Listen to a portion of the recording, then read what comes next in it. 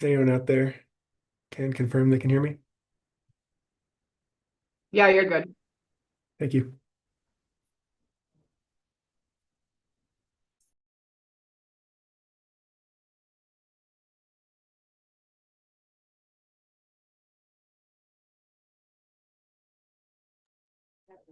Yes, I can hear you.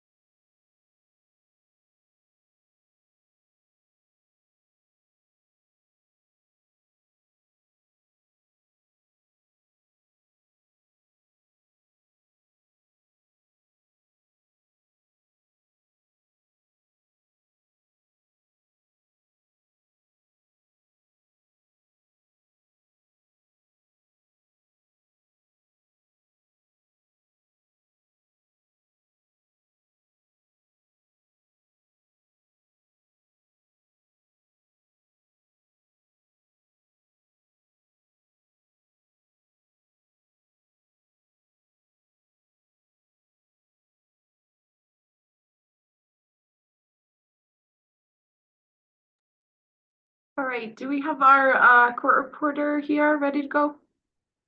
I am ready. Excellent, thanks so much. All right. All right, any preliminary matters before we go on the record today? Okay. In that case, we are back on the record. I should give a proceeding number, huh? All right, let me pull it up. Just to make things more official. We're back on the record in proceeding 25A-0044EG, Public Service Company of Colorado's Mountain Energy filing. Sorry for the needed to quickly reference that. Ms. Pacheco, Ms. Brahma, unless you have any issues, I think our order of operations today would be me questioning the company witnesses. Looks like technologically speaking. You've mostly figured that out. So, and then we will not start any other witnesses until tomorrow morning. So, any other issues or concerns? No, I don't think so, Commissioner. I think, as we indicated yesterday, it'd be helpful if we had a brief break after you're done with your questioning to coordinate redirect. And we do have all our witnesses here. I would ask them all to come on camera if they could. And then I didn't know how you wanted to handle preliminaries with Mr. Thompson and Mr. Mann, given that they first haven't been sworn in yet as part of the hearing. And I didn't know if you wanted me to walk through, the things I would normally walk through, if you just want to swear them in. So just a couple of items for your consideration. Yeah, why don't we do like the brief preliminaries with them? I think it's fine for everyone else to be on screen during that. No real issue. And then you all will be sworn in simultaneously as we move forward. So if that works, I think that's what we'll do. So I think Jordan Mann would be first, and then I'll do Tanner Thompson if that works for you, Ms. Pacheco. That's fine. Okay, excellent.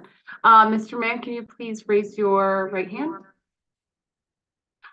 Do you swear to tell the truth, the whole truth, and nothing but the truth? Yes, And are you alone as you testify today? I am.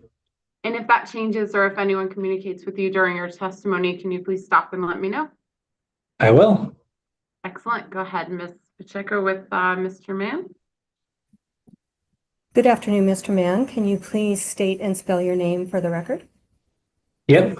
My name is Jordan Mann, JordanMann.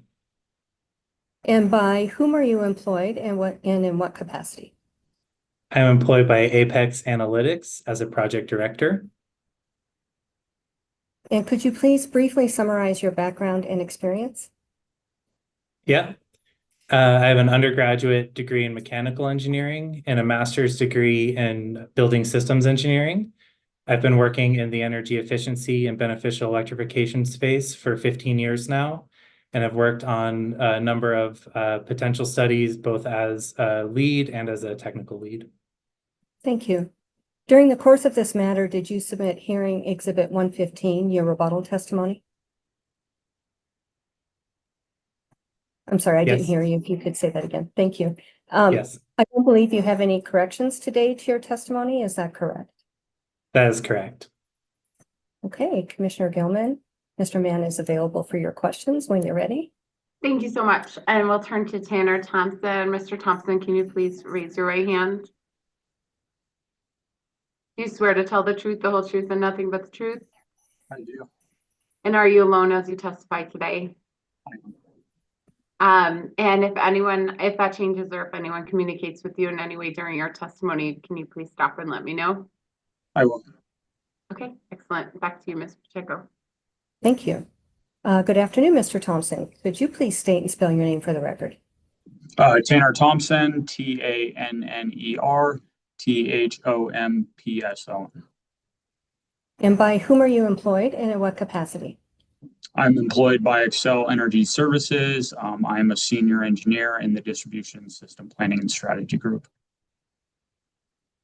During the course of this matter, did you submit hearing Exhibit 104, your direct testimony in attachment, hearing Exhibit 109, your supplemental direct testimony, as well as hearing Exhibit 113, your rebuttal testimony? I did, yes. I don't believe you have any corrections today to these pieces of testimony. Is that correct? That is correct. Likewise, Commissioner Gilman, Mr. Thompson is available for your questions. Thank you. And I would just like to remind the rest of you who were sworn in yesterday that you're still under oath as you testify here today. So thank you for joining us again. And as I mentioned, we'll plan on this being an abbreviated day. We'll spend around 2 hours, and then the plan is to reconvene tomorrow at 9 a.m., just to be clear. So I've tried my best to organize my questions, but there's been a lot of different things going on. So apologies if they're a slight bit out of order, but trying to keep them topically together. And really appreciate y'all's willingness to do this as a panel. I did find kind of significant overlap in certain areas represented in multiple people's testimony. So this appeared to be the most expedient way to go about this. And hopefully it plays out that way. So thank you for and appreciate Ms. Brahma and Ms. Pacheco for helping to enable this to work. So first I wanted to ask a few questions just about CBA, cost benefit analysis, methodology, and assumptions. So this first whole set of questions will be pretty CBA related. And I'm sure y'all can decide amongst yourself who should answer, and just to keep it expedient, you know, please only elaborate if it's necessary or we need it, just so we can keep moving as we go. So in your rebuttal testimony talks about the CBA handbook that was evaluated as part of the 2024 miscellaneous docket on gas planning. I'll refer to that miscellaneous docket a few times. Is anyone unclear the miscellaneous docket that I'm referring to as we discuss it? No, I think it's clear. Thank you. Okay, no worries. So my first question is the CBAs that were provided as part of the Mountain Energy filing. I'm curious if you can elaborate for me on if those were done in accordance with the directives from that miscellaneous docket and the decision at the conclusion of that process. Yeah, thanks for the question. So to our regard, yes, they were done in accordance with the recommendations in the miscellaneous docket to the best of our ability. The most notable change that you'll see in the CBA analyses conducted by the company is the addition of the net salvage value, which is really the most notable change. Okay. And then with regard to the inclusion of incentives from state, federal, understanding that's a moving landscape, and other utility incentives, as Sierra Club's suggesting in this proceeding, that was directed to be included in that GIP-M docket, correct? That is correct. Okay. And to the companies, is the company's representation that those were included and deducted off of the cost expectation for different technologies and MPA strategies? So within the CBA tool, the tool itself has the capability for state, federal, and other incentives. When we conducted the CBA analyses, the assumption was that those were zero. And that was just based on the volatility of incentives at the time and the input from the potential study being that our customers would likely need to see 100% incentive from the utility in order to move forward with a change in type of technology. So yes and no, they're in there, but they are currently assumed at zero. And does that even include other utility incentives, for example, like the company's beneficial electrification and clean heat incentives that would be applicable to people in the MPA areas already? Good question. So there's a line item in the CBA for utility incentive. It doesn't disaggregate whether or not that funding is from the DSMBE plan, the clean heat plan, or otherwise. And I think that was intentional, given that the cost recovery mechanism is at issue in this case. It wasn't clear whether or not that would be, you know, in addition to what was already funded or where the mechanism would come from. So it was just lumped into the utility incentive category. Okay. So in essence, what the company counts in the NPA, CBA, this is torture for someone who doesn't know all these acronyms, but what the company assumes they are for the incentive given for the purpose of NPA is the bulk incentive from the utility, even if a portion of that would have been given anyway under the clean heat plan, regardless of the NPA or not. That is correct. Okay. Okay. Let me see. Like I said, sorry, I wish to be more organized, but here we are.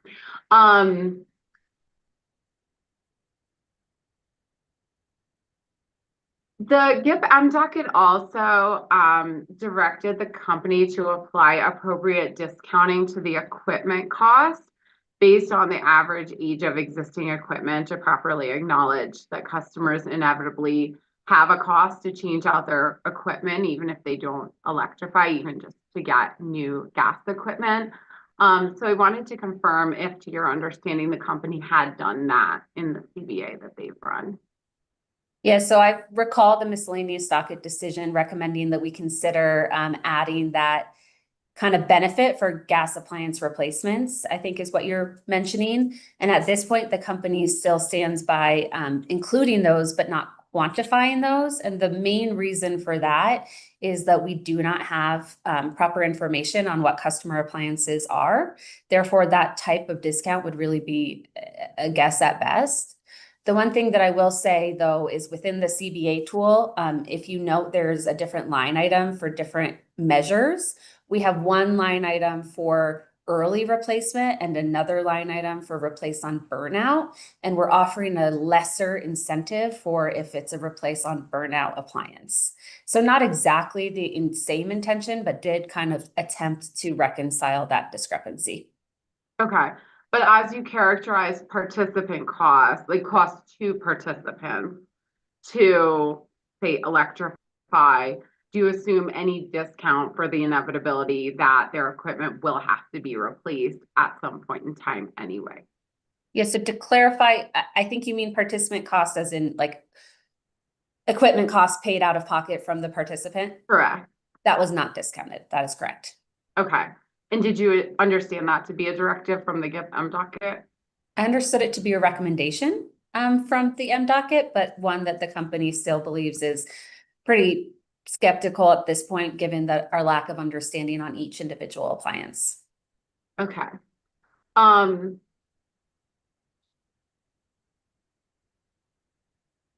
Okay, and then just quickly as to the electric impact that the company assumes in the projections for basically electric capacity, weather, distribution, generation, transmission.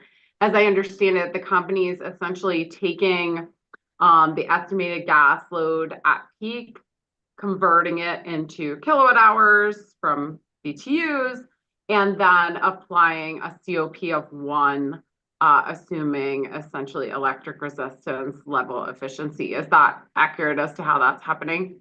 That is correct. And is that happening at essentially the extrapolated level of use at negative 39 degrees Fahrenheit for that equipment? Yes. Okay. Myself, I'm sorry. For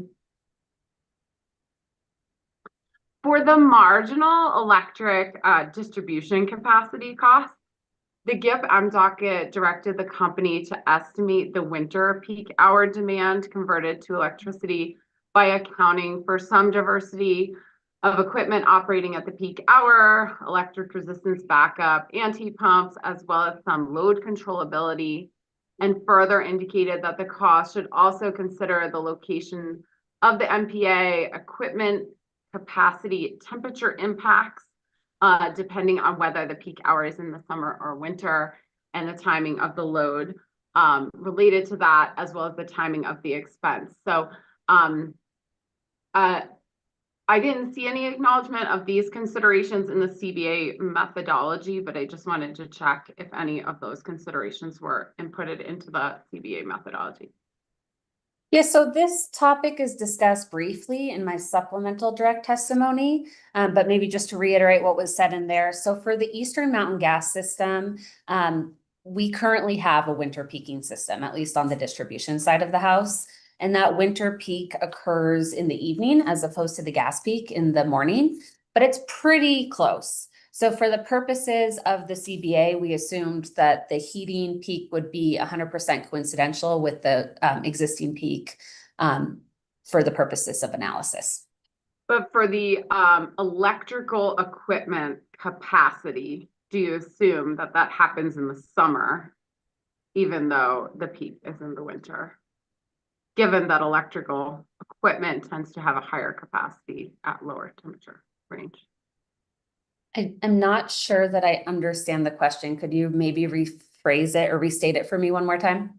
Sure, to the extent, and I think this was like covered in the GIF docket, but to the extent that ambient temperature could impact transformer or other distribution system equipment, and that lower temperatures may advantage having higher capacity available on those. Has the company assumed some of that in their assumptions for the impact on, say, distribution system peaks, especially considering that those distribution system peaks are projected to happen at cold temperatures, not hot temperatures? For the purposes of the CBA analysis, no. You might want to follow up with company witness Thompson if that was considered at all as he evaluated what electric distribution system infrastructure upgrades may be required to support the Mountain Energy project. Yeah, so I can follow up with that, Grace. The capacity of the feeders that we use would essentially be the summer peaking system. One thing I will say is there's several different variables with it, right?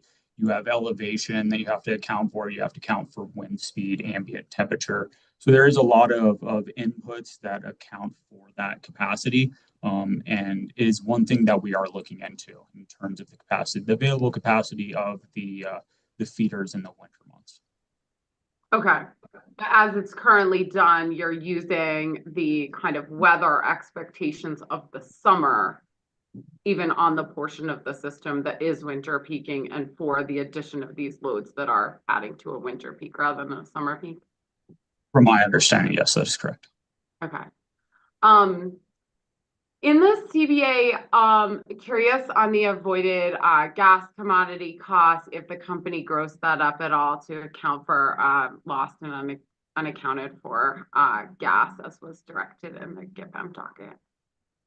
So for this application, that wouldn't necessarily be appropriate because the avoided gas commodity was from the baseline gas infrastructure project, which was also a supplemental supply facility.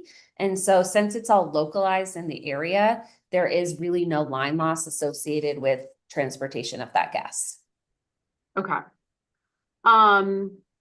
Then the GIF docket also directed the company to utilize the actual revenue requirement associated with the infrastructure project. Understandably, this is a slightly different animal, given that the infrastructure project is also a supplemental supply, in order to appropriately capture the actual expected costs the project is expected to be borne by ratepayers. So I'm curious if the company's made any adjustments to their CBAs in that regard. So I think this was discussed in the miscellaneous docket, but it's the company's position that we could either look at revenue or net salvage. And the company took the direction of including the net salvage value in order to appropriately quantify what the actual capital investment would be of any electric infrastructure or gas infrastructure. Okay. Related to indoor air pollutants, the docket also directed the company to try to quantify indoor air pollutant impacts where possible. And I was just curious for an update if the company has attempted to do so or included any information in the CBA in that regard. The company still does not believe that there's really a justifiable or quantifiable measure or method in order to determine those indoor air pollutants. So they were included, but not quantified. I will also say that it's my opinion that those would pretty much be de minimis in the overall look of net present value at this scale. Okay.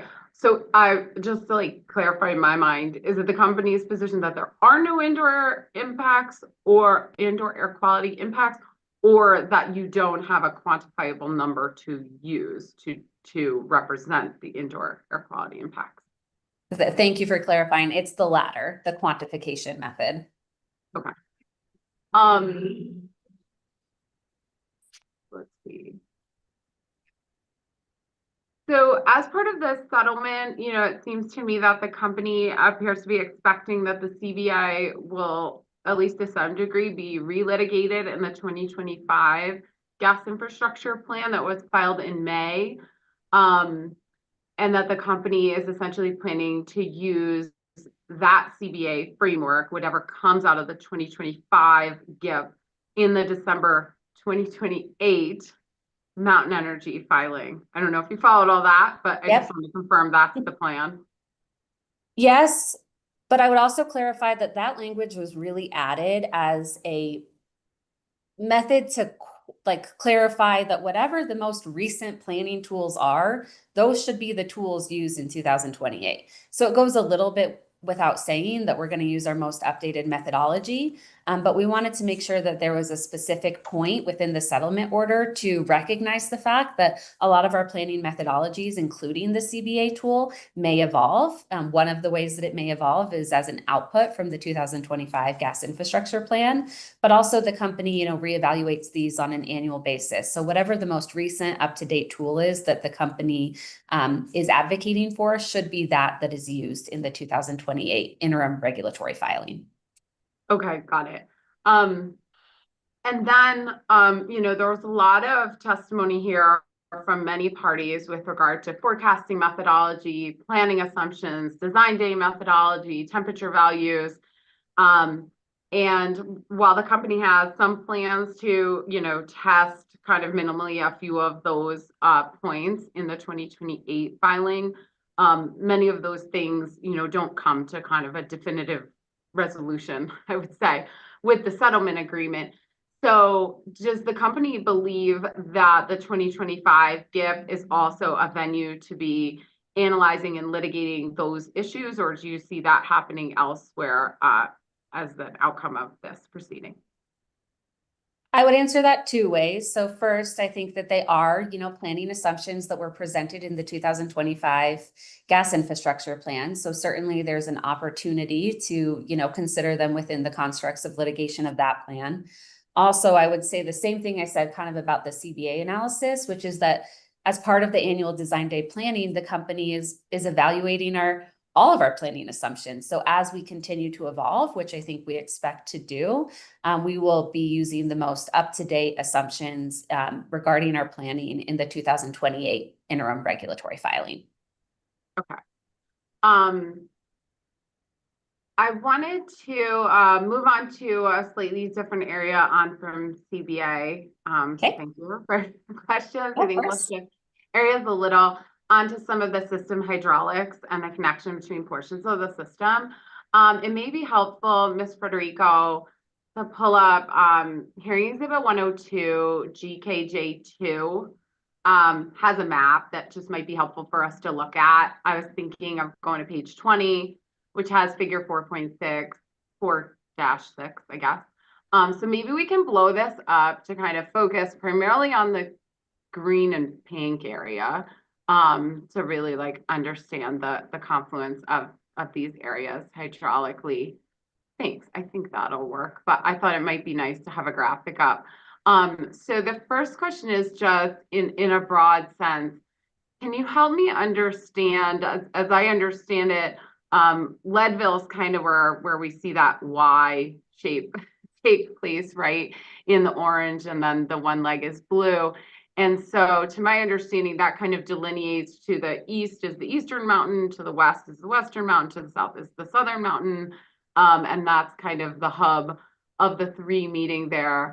But help me understand the hydraulic connection of the three and kind of the limitations in flow that moves regularly and in certain circumstances between those three areas. Okay, would you prefer I start with design day conditions or the rest of the year because they're slightly different? Go with normal and then take me to design day if you can. Okay, perfect. So you're correct. So the Western Mountain Gas System is the part from Rifle all the way over through that Y, that orange Y, right?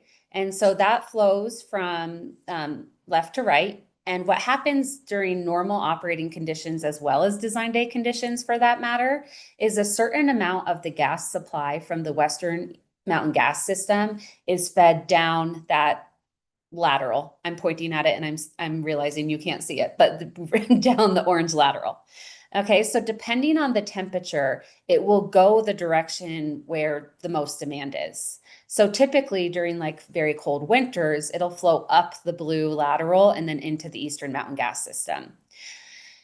If it's warmer, there's a potential that it also flows down into the southern, but it kind of goes through that Y point.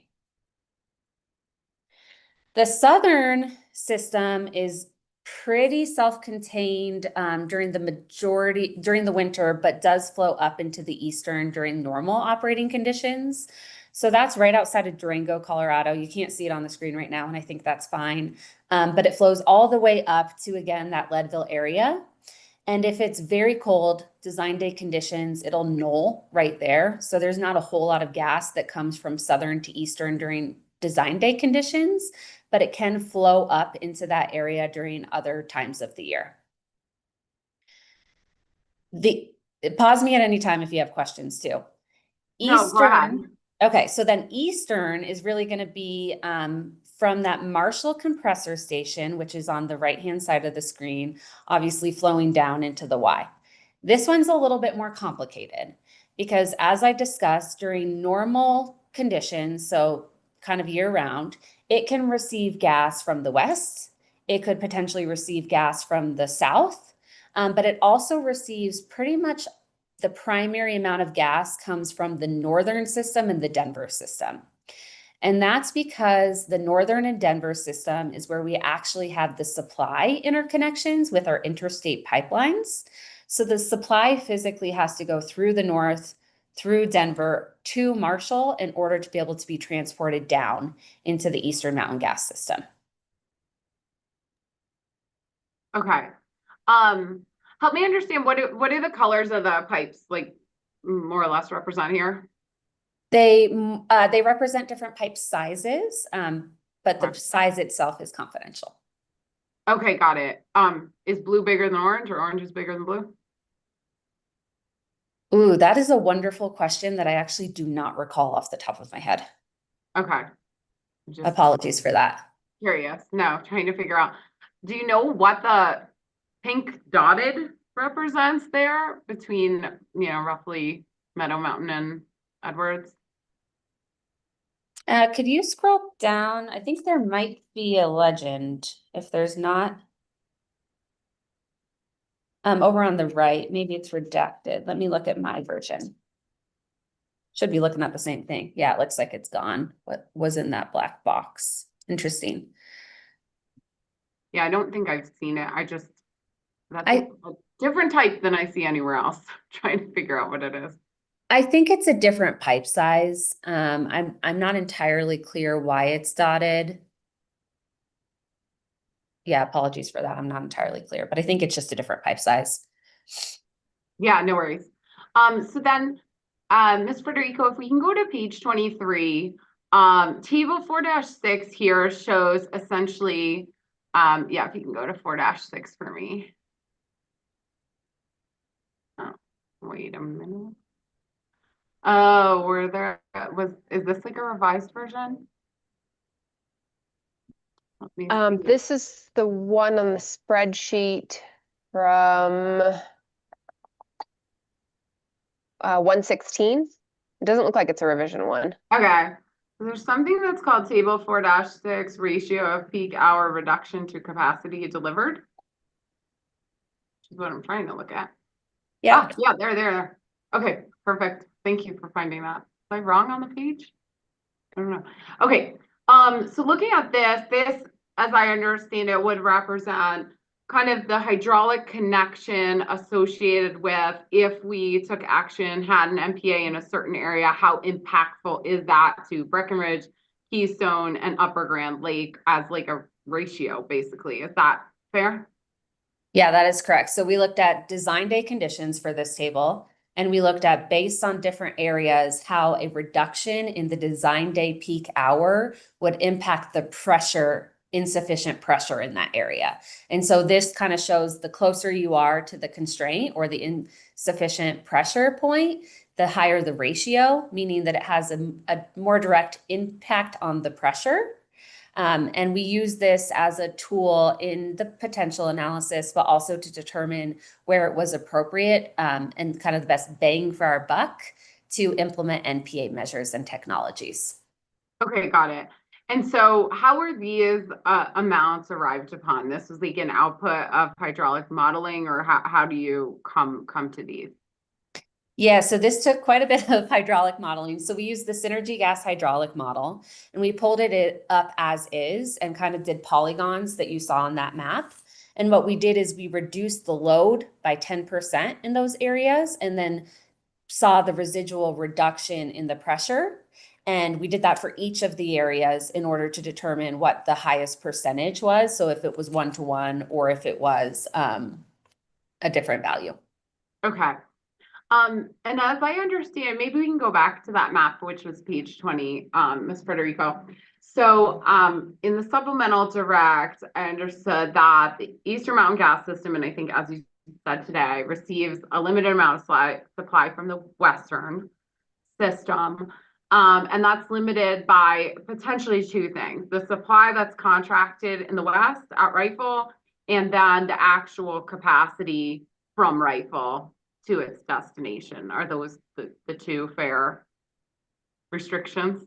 I would maybe the second part, it is the Rifle pipeline, but even more specifically on the map right there, there's a dot called Meadow Mountain. That's actually a regulator station that controls the amount of supply that we can get down that lateral into the east. And I would say that it's the capacity of that pipeline downstream of Meadow Mountain that kind of limits the amount of supply we're able to move from the west to the east. Okay. Okay, that gets to part of my question is like, what is the key limiting factor here? So it sounds like the key limiting factor is more that regulator station rather than necessarily like the pipe capacity from, say, Minturn to Leadville. Well, you'd have to fix a couple things, right? So the first limiting factor is that little lateral downstream of Meadow Mountain. So say that has no limit whatsoever. The next limiting factor is going to be that kind of black and pink pipeline because it also has a capacity limit. It's just higher than the blue and orange line. Hopefully I'm making sense, but pretend that's not an issue now. Now it's a matter of, do we have enough contracted supply? Okay. Okay. Does that make sense? You kind of got to fix all the problems. Yeah. Is that like the order in which they are technical barriers here for that? Correct. Correct. So now Meadow Mountain generally is to the northwest of Minturn, but I know the company revised their testimony to then exclude Minturn, even though it was in the direct testimony. So what like technical condition led the company to understand that Minturn is actually not an NPA area? Yeah. So if you're looking at the map right now, it looks like Minturn is downstream of Meadow Mountain. It should be in the area, right? So that was our initial conclusion when we were looking at this map. However, after digging a little bit more into the as-builts, what we found is there's actually a piece of pipe, and it's going to be really hard for me to show you this, upstream of Meadow Mountain that goes up and around and down to Minturn, but it's a distribution piece of pipe. That's why you're not seeing it on this map. So it's actually technically fed from the high pressure upstream of the Meadow Mountain regulator station. Okay. So even though Meadow Mountain is physically located further away than Minturn is fed by a dogleg that comes off from somewhere Correct. else. You're thinking about it exactly correct. Okay. Okay. Curious, especially just given the issues we're seeing, obviously, on the Eastern Mountain System and where we are now.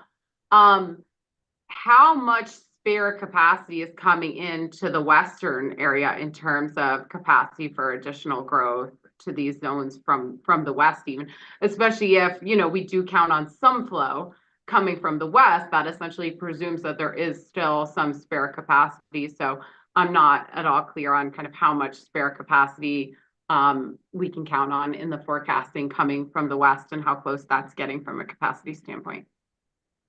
Yeah, so I can't give you the exact number of capacity, so this is what I'll tell you instead. So we just recently ran our annual design day planning process for all of our systems. It's presented in the GIP. But what we determined is even under the high forecast, which is pretty high, there's no capacity constraints in the Western Mountain Gas system, nor is that limited amount of supply that goes from west to east at risk at all within the 10-year planning horizon. Okay, thank you. Bup, bup, bup.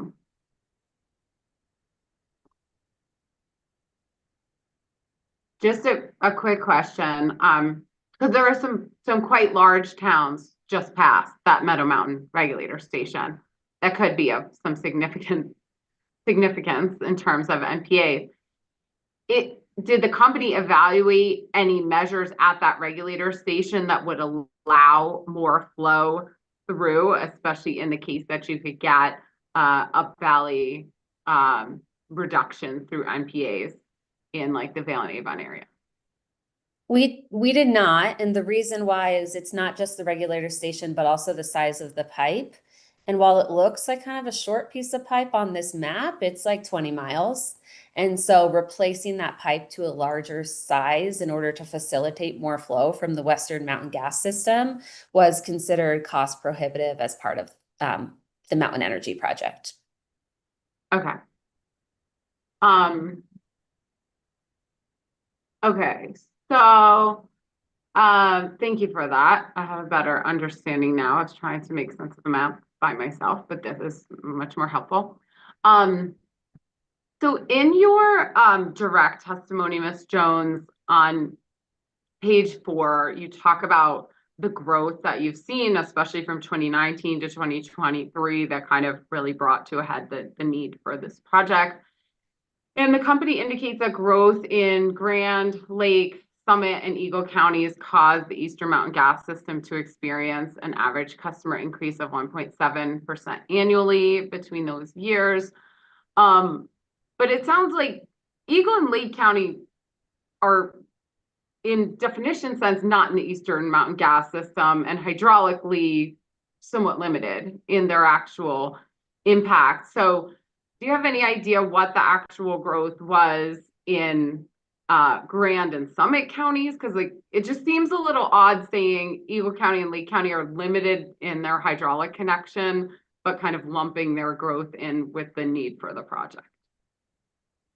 So the Eastern Mountain Gas system includes all of, I'm sure you already know this, but just so I have my head screwed on straight, all of Summit County, all of Grand County, a portion of Lake, and then a portion of Eagle. We're aligned on that, right? I understood Leadville. Where does Leadville technically fall in terms of which mountain system? It's like the hub here. It's kind of in both, but even that little yellow orange part from Leadville up, that's a portion of Lake County as well. Yeah, so I generally understood Leadville to be in the southern system, right? If I'm wrong, and it's in the eastern. So to the extent Leadville's in the southern system, it would be little, if any, portion of Lake County, at least where there's any development, and none of Eagle County. I mean, the first thing on your list would be Red Cliff. Leadville is right where the null point is, and so it's almost, this is going to be unsatisfying, but it's almost like you could draw a line down Leadville and half of it is in eastern and half of it is in southern. Okay. That's what's happening within the Leadville area. But it sounds like none of Eagle County is in the eastern.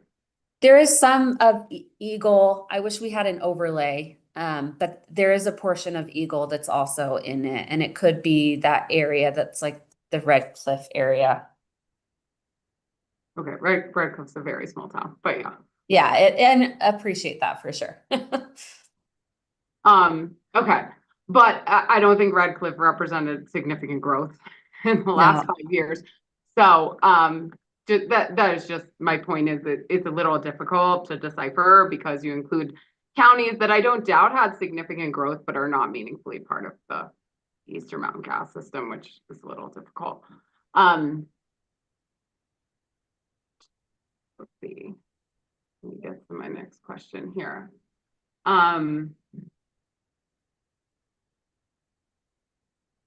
Okay, wanted to get to, so I believe, talking now about some past performance,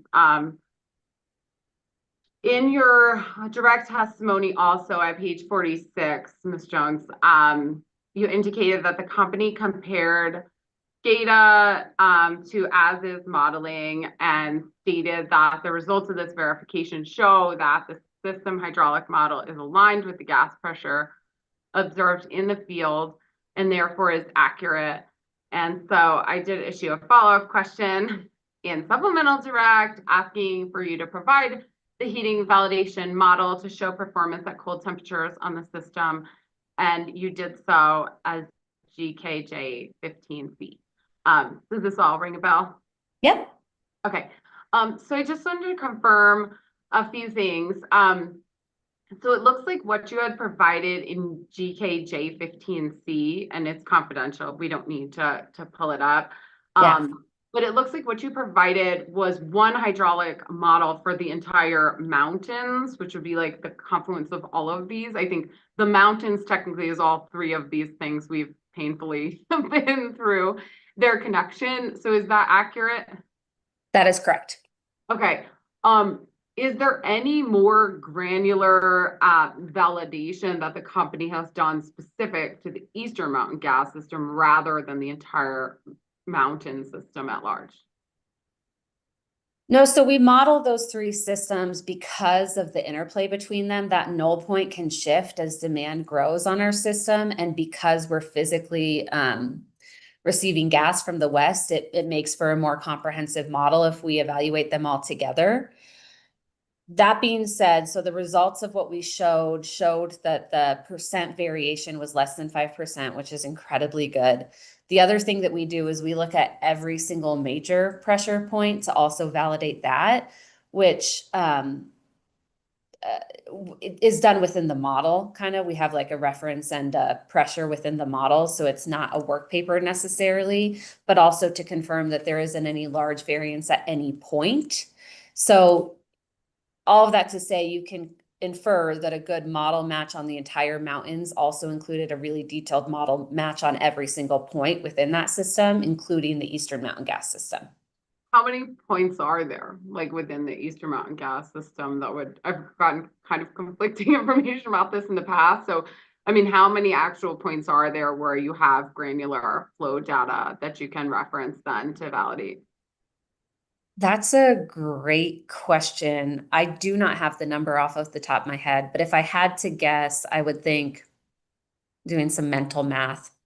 Is it ones? Is it dozens? Is it hundreds? Dozens, yeah. Okay. But we're in the ballpark. I just want to Right. understand like the scale of what you can actually validate.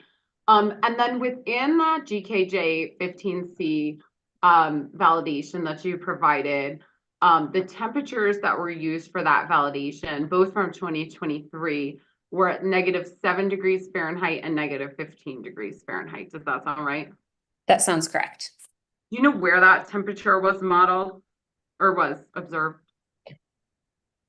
That would have correlated to the Dillon station, which correlates to the station that is used as part of our design day methodology. Okay. And is there any recording as to the temperatures in other portions of the mountains, or it's just a single point temperature? There may be other recordings in SCADA, but the reason that we use that Dillon temperature as kind of like our honing in temperature is because that's what we calibrate the model to for our -39 design day temperature. So it's Okay. important, like speaking apples to apples, so that when we scale it to a design day temperature, it's still accurate. Okay. And then curious, do you have any data for validation that's closer to the design day temperature? I mean, clearly -7 and -15 degrees Fahrenheit are kind of a world apart from -39 degrees Fahrenheit to like understand if the behavior is still predictable. So just wanted to understand what you have for validation that might be closer to the design temperature. So typically when we pick a temperature, it has to be a temperature that occurred, obviously, because we're comparing it to observed field data. So for that particular year, it's my recollection that the coldest temperature was that -7, am I saying the right number, 17? -7 and -15, I think. both Yeah, of thank you. So -15 was the coldest temperature that occurred at that Dillon station in that year. That being said, it's done every single year. So the next heating season would have been what's the coldest temperature that occurred that heating season. Okay, okay. And I think Mr. Skluzak pointed to an occurrence of -26 degrees Fahrenheit. I think we heard that yesterday. So I was wondering if the company has any comparative SCADA data and actual hydraulic performance for that event. We actually are in the middle of model verification. As you know, it's annual. And since that happened last heating season, are currently doing our model verification for the mountain system. So nothing to report today, but I believe in the settlement agreement, we agreed to provide updated hydraulic results every single year. And so that's certainly something that's reasonable to provide as part of that. Okay. No, I think that would be very helpful to kind of continue to get updates here, especially as we like progress this discussion. As you're probably aware, I mean, a lot of the critiques that came in during answer testimony are not around the -7 degree temperature range. It's around the, colder than -13, colder than -15. Is this still linear performance? And so, hard to say with data that's still in like a pretty normal cold range, honestly. But understood, you have to see the temperature, but the whole argument for -39 is you have seen the temperature, right? So, ideally. Right, that temperature definitely was observed. That's a probability that it could occur again. And I'm sure we have a whole other line of questions on design day methodology, so maybe I'll save my We'll comments get for there. that. Let's see.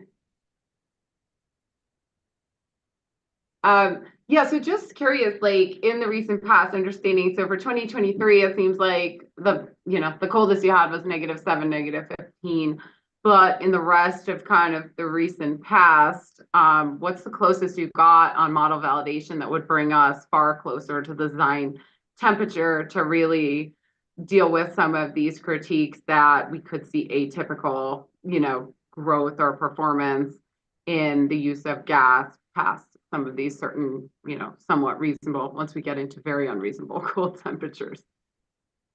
Yeah, I think the reason Mr. Skluzak, I can't speak for him, but points out that -26 number is it's a pretty cold temperature and one of the coldest that we've experienced in the recent heating season. So, like I said, I don't have the model validation in front of me today, but I do think that we're not excited, but we're looking forward to seeing the results of that -26 because like you said, it's much closer to -39 than say -15 was. So we should have model results on that soon. Okay, excellent. So for snowmelt loads, and just to be clear, I just want to make sure, does everyone understand what we're talking about when we talk about snowmelt? Yes. Okay, boiler, tubes underground, like how it would heat your house, but there's no house, just heating. Right. Okay, so for snowmelt, Mr. Takahashi indicated that the building codes in many cases actually require a cold weather cutoff to stop snowmelt from running at such extreme temperatures due to the potential for kind of like immediate cause of brand new ice. And I was just curious if the company has any further insights or modeling validation into the performance of that, like as a specific end use. We don't have any modeling for snowmelt, and I might invite either Witness Clem or Man to help me with the second part of this question. But as part of the potential study, we did do a disaggregation of end use, which was in that GKJ2 that was just pulled up. And I believe that it was determined that the design day peak hour gas demand impact of snowmelt is pretty low, which would, support that it's not necessarily a major end use during design day conditions. And can I just ask you, and that was largely based upon the survey of the mountain, what was called the mountains, which is different than the Eastern Mountain Gas System? Maybe Jordan, would you mind just confirming for me that that was based on the survey results, or was it something else? Yeah, so there's a few pieces. One is the survey that we conducted, and we found that for residential customers, very few have snowmelt systems based on our survey results. The commercial sector did have more snowmelt than residential as a percent of our survey respondents. But given the concerns around refreeze, both in codes and manufacturer specifications in snowmelt systems, they tend to not operate at very low temperatures. And so they were screened out as a measure that had potential. We did consider that something that could be explored from a demand response perspective for commercial customers. But given the low amount of potential reduction, it's not a measure that we did a deep analysis on to include in the MPA measure set. Okay, so you're saying you screen them out as a measure because the presumption, especially from kind of the building code argument and your understanding of the control system, is that they already lock out, at least in some part, at these extreme cold temperatures. That's correct. So there may not be like an incremental reduction, but wouldn't that mean, given the company's methodology or understanding that essentially load just continues, or I should say demand, just continues to increase linearly as the ambient temperature decreases? If you believe that the controls and temperature cutout is a fairly prevalent thing, wouldn't that mean that those particular loads actually do not continue to increase linearly as ambient temperature decreases, but actually fall away to zero at some given point? My understanding based on looking at manufacturer specifications is that the lockout temperature is around 0 degrees Fahrenheit. So there should be some data available below that temperature. Additionally, the vast majority of the load that is observed for the peak hour conditions comes from space heating. And so there might be some component of it that is nonlinear, but the vast majority of the consumption is going to be coming from the heating of space and not sidewalks. In a broader sense, according to your survey results, if the proportion of snow melt in your survey results is accurate, right? Yep, that's fair. Okay. And then did you do any, I think the answer is no, but I just want to confirm, given especially that Breckenridge is kind of the most acute shortage and issue to find, do you think that the amount of snow melt found in aggregate in the rest of the mountains is representative of the proportion that would be found in Breckenridge specifically? We did not specifically disaggregate Breckenridge from the rest of the group. The number was low enough, I think it was like less than 2% on the residential side, that even if the number were higher in Breckenridge by a factor of 2, it may still not be consequential. But we did not do a follow-up separate analysis or survey for Breckenridge specifically, no. Okay. Are you familiar with some of the statements from the Mountain Communities Coalition that they believe snowmelt is significantly more prevalent, especially in Breckenridge, than was represented? I believe including among residential. I am familiar with those comments. I believe they also did acknowledge the lockout temperature issue that might result in annual savings being available, but peak hour gas savings potentially not being available. Okay, let me get back. Sorry, I went on a snowmelt tangent and No worries. I have some snowmelt questions later. A couple Yep. questions on LDCs and kind of the relationship. So based on your supplemental direct response, as I understand it, there are just 2 LDC receipt points in the Eastern Mountain System, Tungsten, did I say that right? Tungsten, Dory Hill, and Blue River. both of which serve Colorado natural gas. Is that accurate? Correct. Okay. And the company responded, because I think I had requested sales and design day peak hour demand growth over the 5-year period that's kind of being referred to as the growth period that caused the need for the project. And the company responded that it does not have sales and design day peak hour demand growth for that period, or I think at all. Is that accurate? Right, we did not approve any MDQ, which is the contractual amount during that 5-year previous period. Okay, so yeah, the contracted maximum daily quantity has remained constant over that time. Is that correct? That is correct. Okay. I think it was a little confusing to me because it seemed in part in the direct case, like part of the reasoning was some growth in LDC load, but it sounds like the growth there was no requested growth in LDC load over that time period. Is that fair? Yeah, so I can clarify. So we did not approve any incremental maximum daily quantity values for LDCs in the previous 5 years. In our hydraulic analysis, we did assume some incremental LDC growth. And the reason that we did that is because while we didn't approve it, we did recognize that there could be a future need for LDCs to increase their maximum daily quantity. And we wanted to understand how that would impact the overall mountain energy project. That being said, in my rebuttal testimony, we ultimately removed that load because we haven't heard from any LDC customers that they're interested in MDQ increases at this time. So thought to, do a thorough analysis, we could remove it for the rebuttal. Okay, that was my next question. So have you heard from any of them that they want more? No.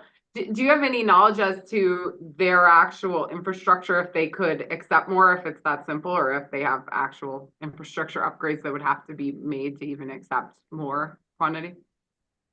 I don't have any information about their infrastructure. I think it was more like a nod that we appreciate the fact that the backbone of our system is the only way that they have currently to transport gas to their system. And so there is a future in which they could potentially need additional MDQ in order to serve their customers. Okay. And so it sounds like with the settlement, the concept of potentially charging LDCs served by the system for increases in contract capacity on a going forward basis is still alive. That's still the rough plan, right? Is that if an LDC served off the Eastern Mountain Gas System were to come and ask for an increase in their capacity, then they would be charged a portion of project costs to do so. Is that accurate with regard to the settlement? Yes, I can chime in on this one, Commissioner Gilman. That's correct. The settlement agreement still keeps that provision in the company's direct and rebuttal cases alive. That if there is a request, then it's, as we proposed in our filed testimony, it would be a portion of the project costs, just less the electric infrastructure costs, which we think we're getting a little bit far afield of directly serving an LDC. So you essentially take the whole project costs divided by the shortfall to create kind of a dollar per MFCFH that would be applied to their request. Okay, so yeah, that's my next question. I think in Mr. Matley's direct, which is now you, Mr. K, I think it was indicated it would be $220,225 per MSCFH. And that was on page 46 of his direct, although I don't think we need to pull it up, but just for your reference.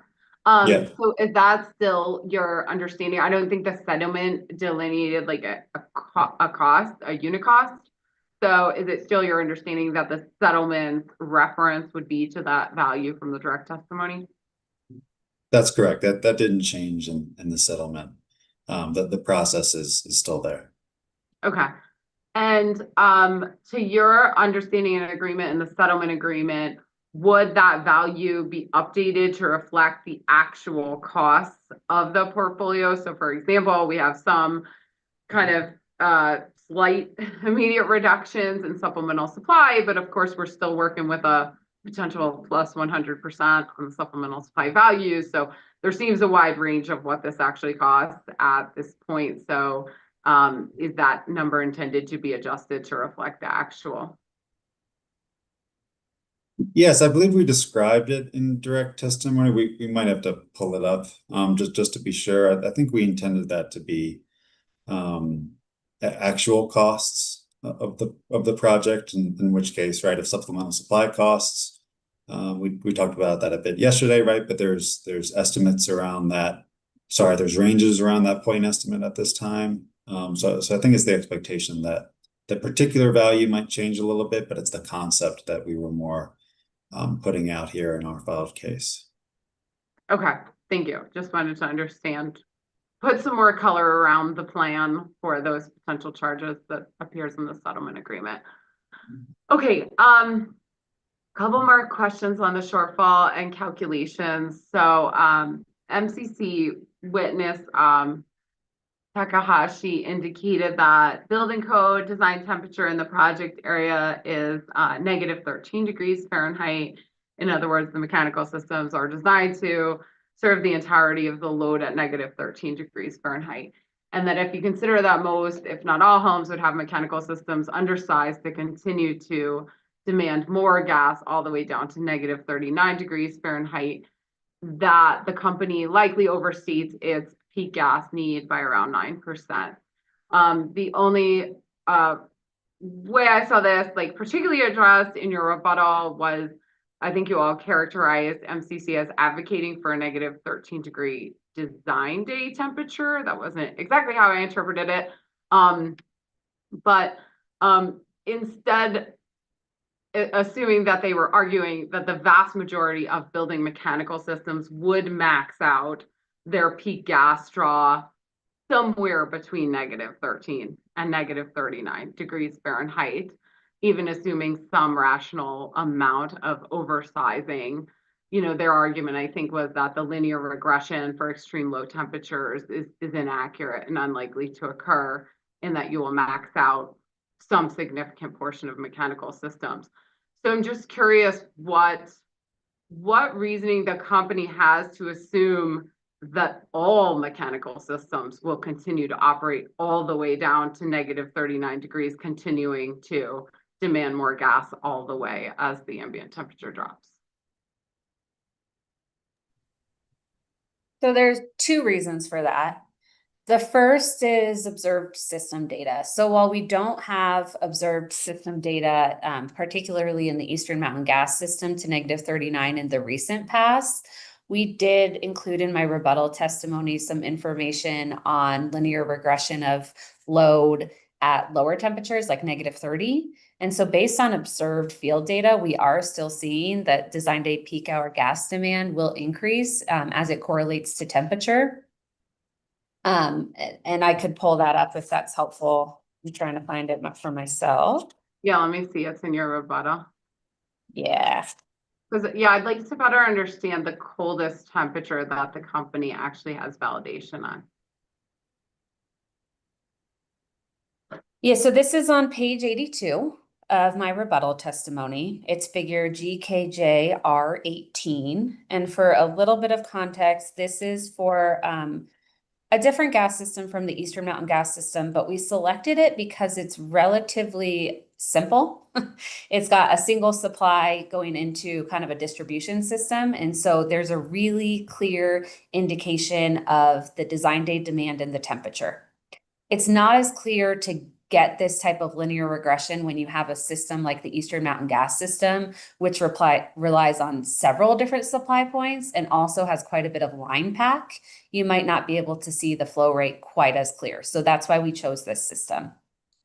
And what we looked at was several years of data at different temperatures and then the resulting average flow rate.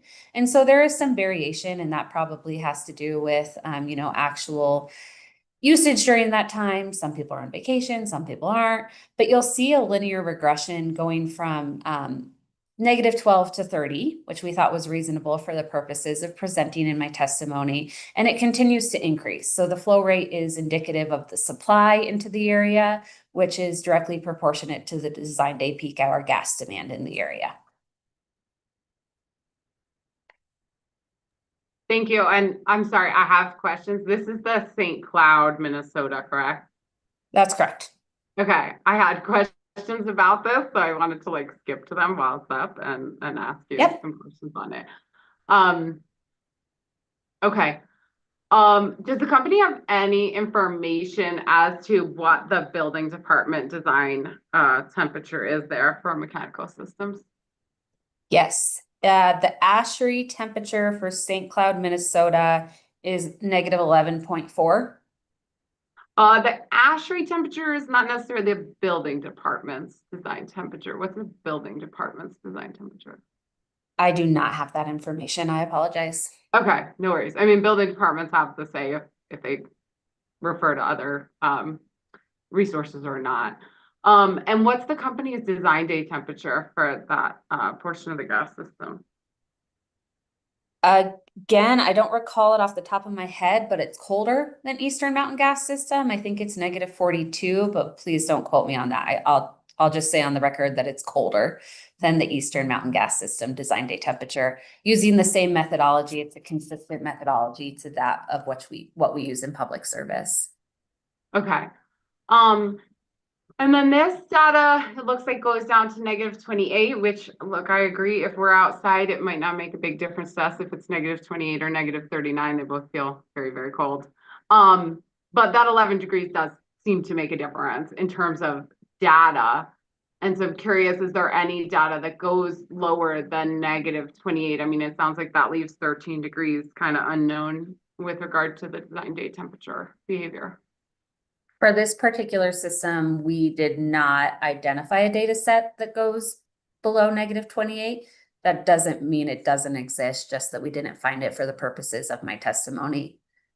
Okay, no worries. I will say though, if there's skepticism about the design day temperature, one of the things that we did put in my rebuttal testimony was an analysis at negative 31. And that continued to prove that the Mountain Energy Project, including all of its components, were required in order to serve the supply constraint in the Eastern Mountain Gas System. And that's a reduction of, or a warmth of 8 degrees. I did see that. Yeah, thank you. I just wanted to get to my St. Cloud questions while this was up. I knew they were there somewhere in my list, but excellent. Okay, let me switch gears and ask you another couple of questions. So the company assumes the company utilizes an assumption that 34% of the existing residential boilers and 13% of existing residential furnaces are already energy efficient, which is a value pulled from their Colorado-wide DSM potential study from 2022, I believe. And so I was curious if this has been validated at all or confirmed, like specific to the mountain areas, to understand if that ratio would be the same or different. Jordan, I believe that question is directed to you. Maybe Carrie, please correct me if I'm wrong. Yeah, so for this project, we did rely on some of the data from the most recent Colorado potential study from 2022. And that includes the efficiency estimations of the boilers and furnaces. We did not conduct a full baseline study as part of this project to assess that in the specific Breckenridge region. Okay. And I'm also curious, something I was a little confused about. I believe the PA study showed a higher average home size, especially in the Eastern Mountain System and Breckenridge area. Well, no, it's only the mountains. So mountains more generally. Forget what I said. Mountains more generally. I was a little confused if the MPA analysis did or did not then follow through with that higher home size assumption in the peak capacity impact. So implicitly, I would say it does, in the sense that we're using the data from the forecasting team to calibrate the savings that are available through measures like electrification. So while we kind of start with the Excel TRM to kind of do a bottom up estimate on the savings that are available, it's then calibrated to the estimated consumption for those customers. And we did that on a regional and customer class basis. So that home size isn't explicitly in the calculation for, the energy savings available for some of these measures, but it's calibrated the consumption data, which would be influenced by the home size. Okay, and that treats the entire mountains as like a monolith rather than like a more localized approach, or how localized is the consumption data? Yeah. So the way that we broke this up was the same kind of geographies that we were looking at based on that mapping earlier.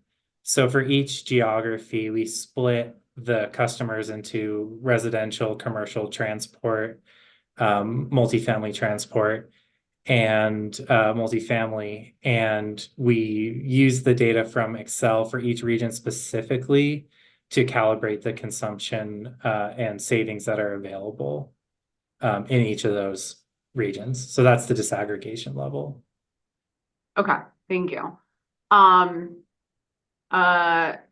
Slightly different topic, and sorry, just my fault for not having time to better organize these for you. Ms. Jones, in your rebuttal, you listed a set of operational and emergency measures that can be used, and totally understand it's not the company's preference, so already get that. Including regulator station bypass, moratoria, and emergency electric outages, storage use, gas, heating. And I just wanted to confirm, it's my understanding the company did not use any of those before citing supplemental supply in the area in 2022-23 season, but I just want to confirm that I'm right about that. My guess is, no, we did not use any emergency measures. So I will say that for a fact, based on my knowledge. Operational measures, I wouldn't want to say for certainty that we never use them before we cited LNG, because they are more of like a system level on the day of. If we're experiencing something strange, we might deploy a operational measure such as bypassing a regulator station, but it wasn't a normal course of business type actions. Okay. And I wanted to just get some clarity. Hearing Exhibit 111, which I think is Jones' rebuttal. That sounds right. On page 66, there's a figure. Yeah, there we go. Perfect. So this kind of shows this linear regression relationship between ambient temperature and or minimum daily temperature and gas demand. And I was wondering if you could help me understand what portion of the data on this chart is observed and what portion is kind of forecasted or extrapolated. So this chart is not observed. This is meant to represent what the company assumes the relationship would be between the design day peak hour gas demand and the minimum daily temperature. And so this is the curve that we use. So if we have observed data at -30, how do we get it to -39? We would follow the linear regression on this chart here. So that's what it's meant to demonstrate. Where we get this data is actually a recommendation from industry experts. So we use the Synergy Gas CMM modular, which correlates heating degree days to hourly gas consumption. And they recommend a regression similar to this. Okay, understood. And it would just be, if it's in an area where you're using a different design temperature, the graph just stops earlier, right? Yeah, and it's more so meant to show, so if we do our model verification with observed data, and again, I'm going to use -30 as an example. Once we determine that that model is accurate or within a reasonable level of accuracy, using this regression is how we would then scale it up to get our design day conditions. Understood. Okay, got it. And then, so the company provided some analysis on rebuttal about the continued need for supplemental supply, as you pointed out, Ms. Jones, even at some of the somewhat warmer design day suggestions, like in the low -30s. And I just wanted to confirm at what ambient temperature the company currently presumes the shortfall would show up in an operational problem to them. I just wanted to confirm that. Yeah. So based on our most recent modeling for the upcoming heating season, so 2025 to 26, we would begin to experience insufficient inlet pressures in Breckenridge at negative 23 degrees Fahrenheit. And then it is negative, looking, it is in my rebuttal, so I want to make sure I don't say the wrong number. I think it's negative 19. Hold on just one moment.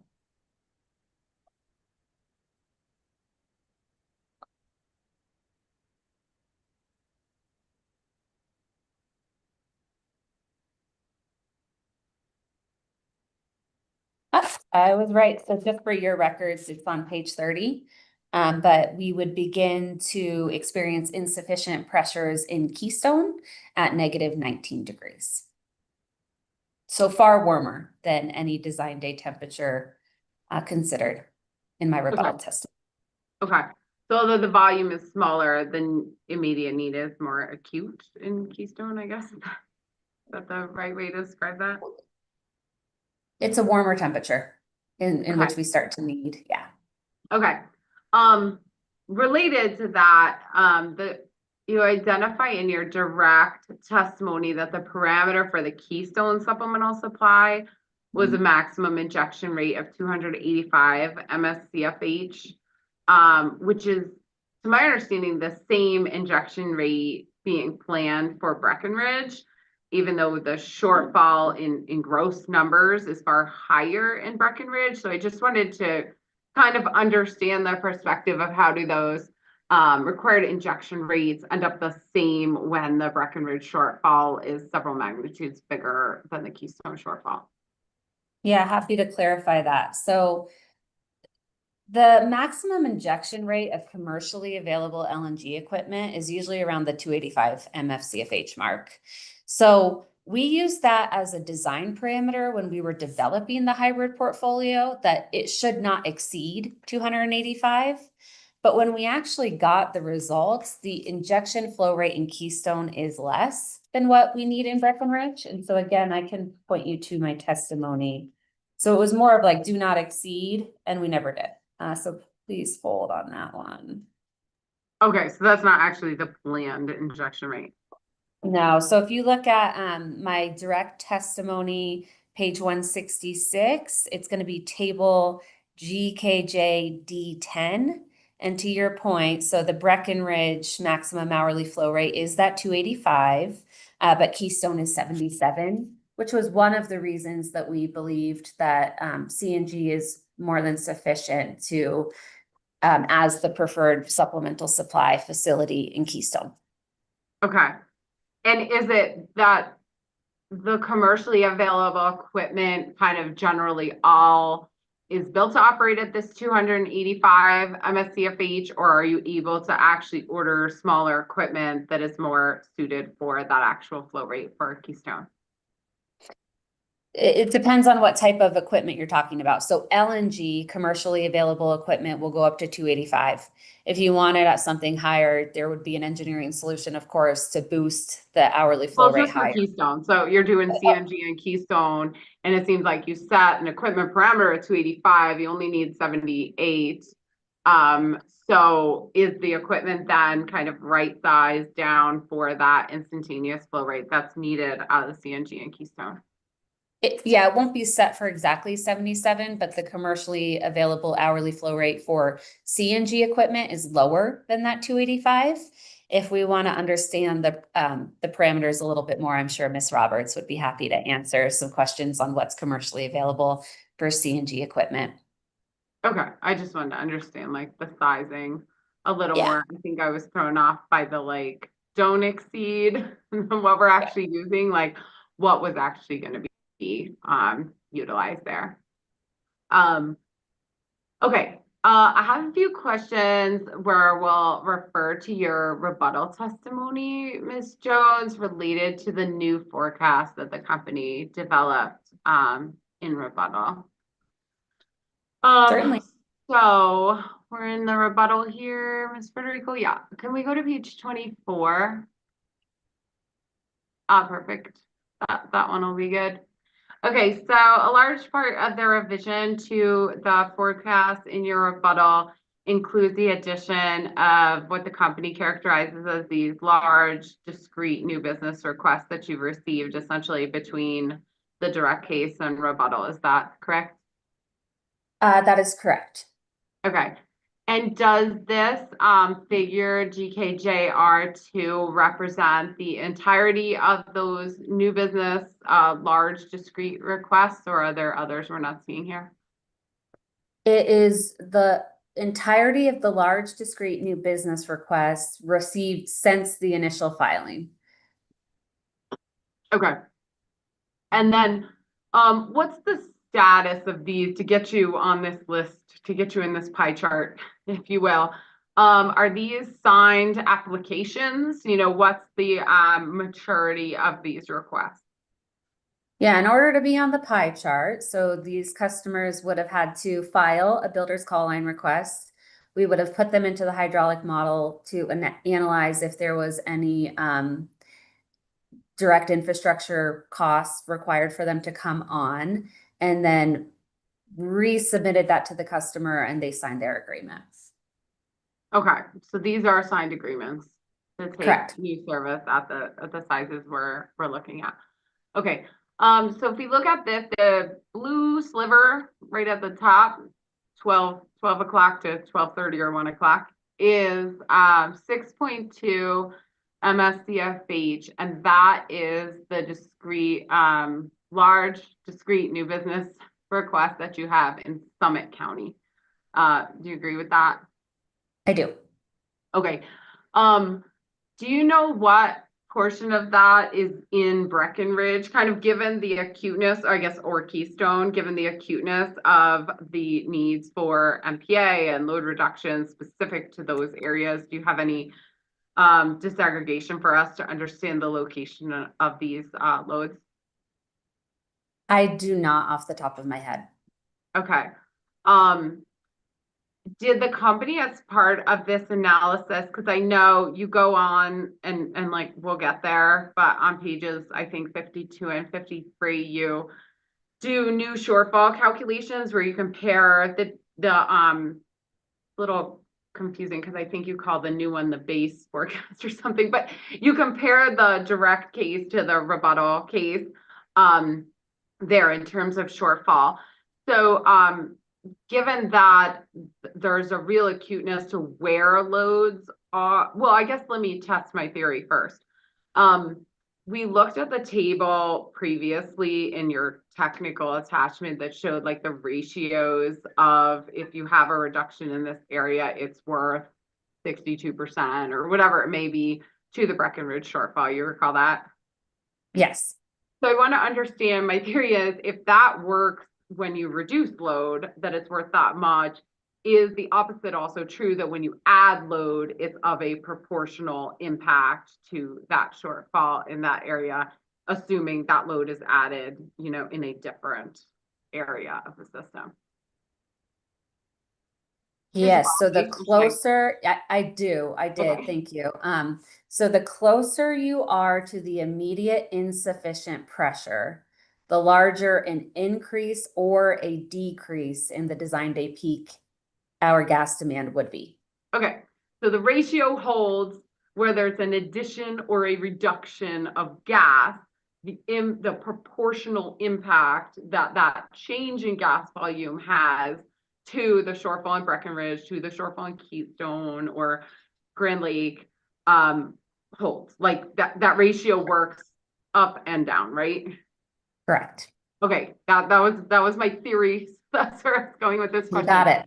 So if we've got 6.2 MSCFH, I wish there was a way to say that acronym, but I've tried it for months. It's not pronounceable. So if we've got 6.2, but we don't know, like, did you disaggregate that for this forecasting? Because how do we come out with the impact on the design day shortfall discretely in Breckenridge, in Keystone, like, did you, as part of this process, input where physically it is located in Summit County rather than just Summit County?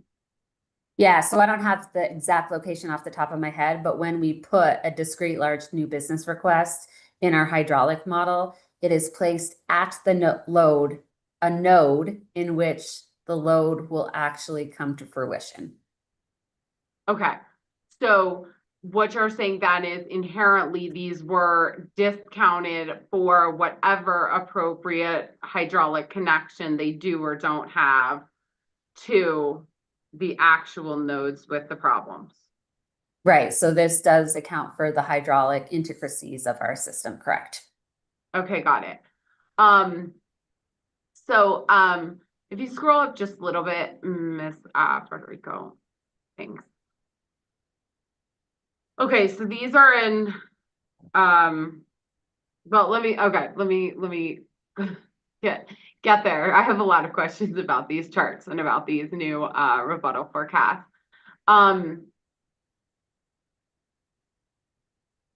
So you noted there were 3 notable changes in your forecast for rebuttal, right? One you already brought up, which was the removal of any assumed incremental LDC design day peak hour gas growth. Correct. Correct. Can you quantify that for me as far as how that impacted the design day shortfall for each of, specifically, I think Breckenridge and Keystone, the most 2 acute issues, like, because that's a negative number, right? That's a benefit to the shortfall, basically making the shortfall smaller. So help me understand like the quantification as to that one particular notable change in the forecasting. I did not analyze each of those 3 factors individually, so I wouldn't be able to give you a real quantification of that impact. Okay, but presumably the company has that. We could create it through a hydraulic model, but our hydraulic model, made all 3 changes at once. So we don't have the individual impacts of those changes identified. And I've never run a hydraulic model, but I would assume you have to tell it your assumption for the increase in estimated design day for your LDCs. So I would just assume there's a number you told it, or your hydraulic model told you what it thought they would use extra. Right, so in the hydraulic model, you're correct. There's like a flow category for where you want to add additional load that you turn on or off. I don't recall what that exact number is, nor could I quantify how that impacts the exact supply shortfall in Breckenridge, making that one change. Okay.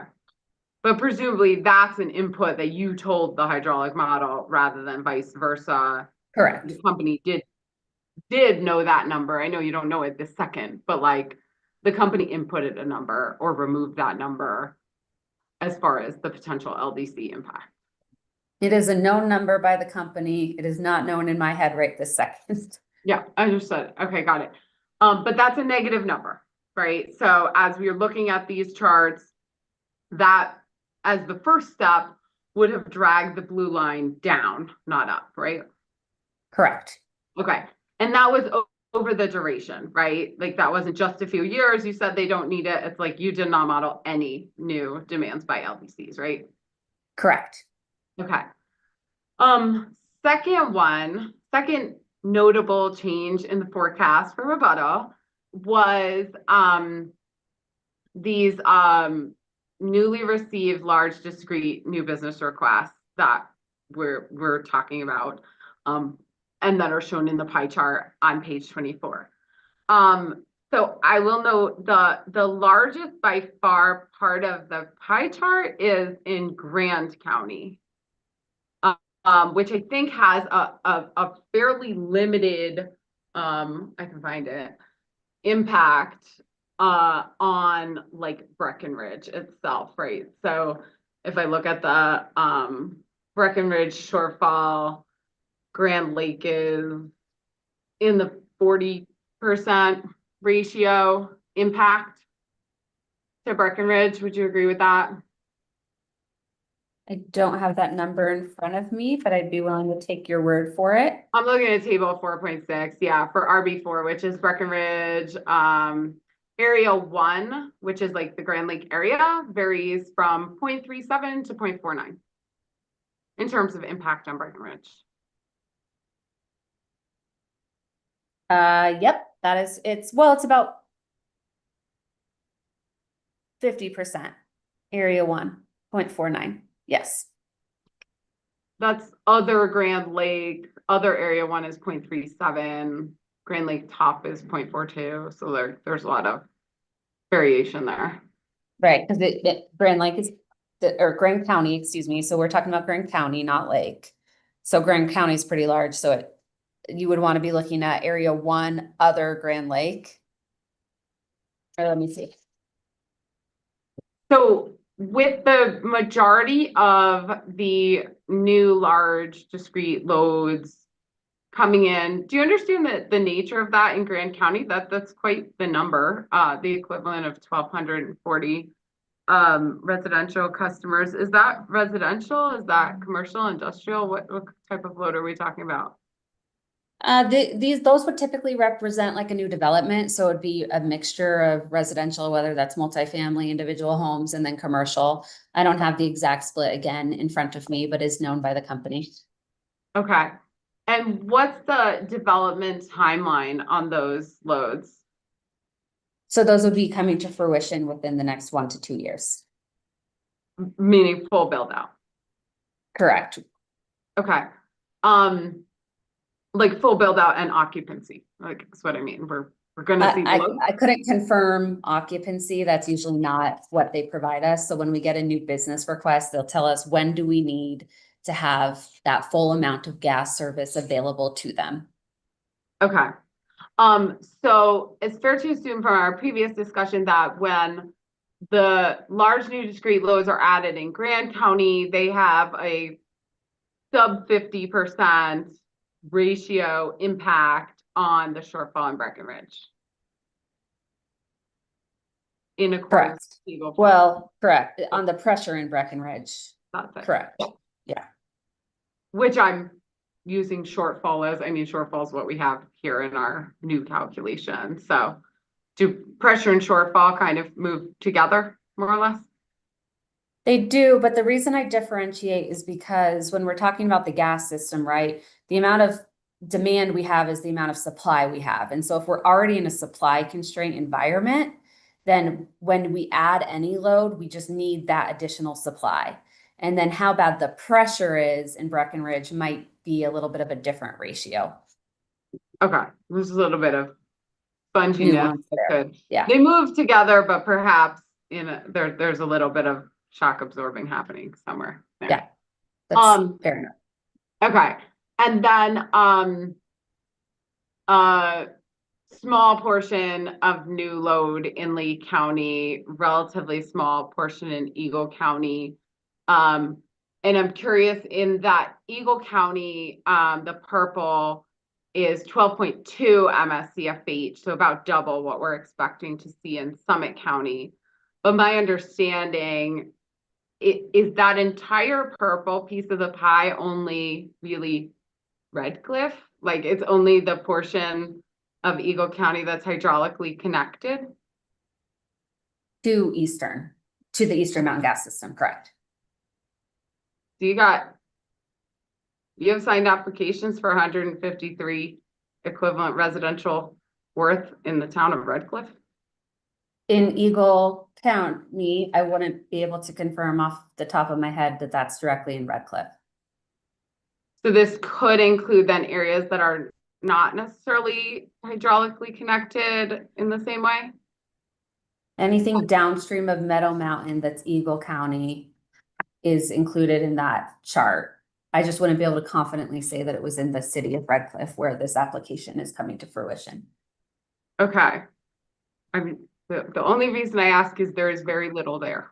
I know. It is an outstanding area to see 153 equivalent new homes. But it's equivalent, right? So it could be a smaller number. It could be one like commercial building and then houses as well. So I wouldn't necessarily say that you should interpret that as saying there's going to be 153 houses built in Red Cliff.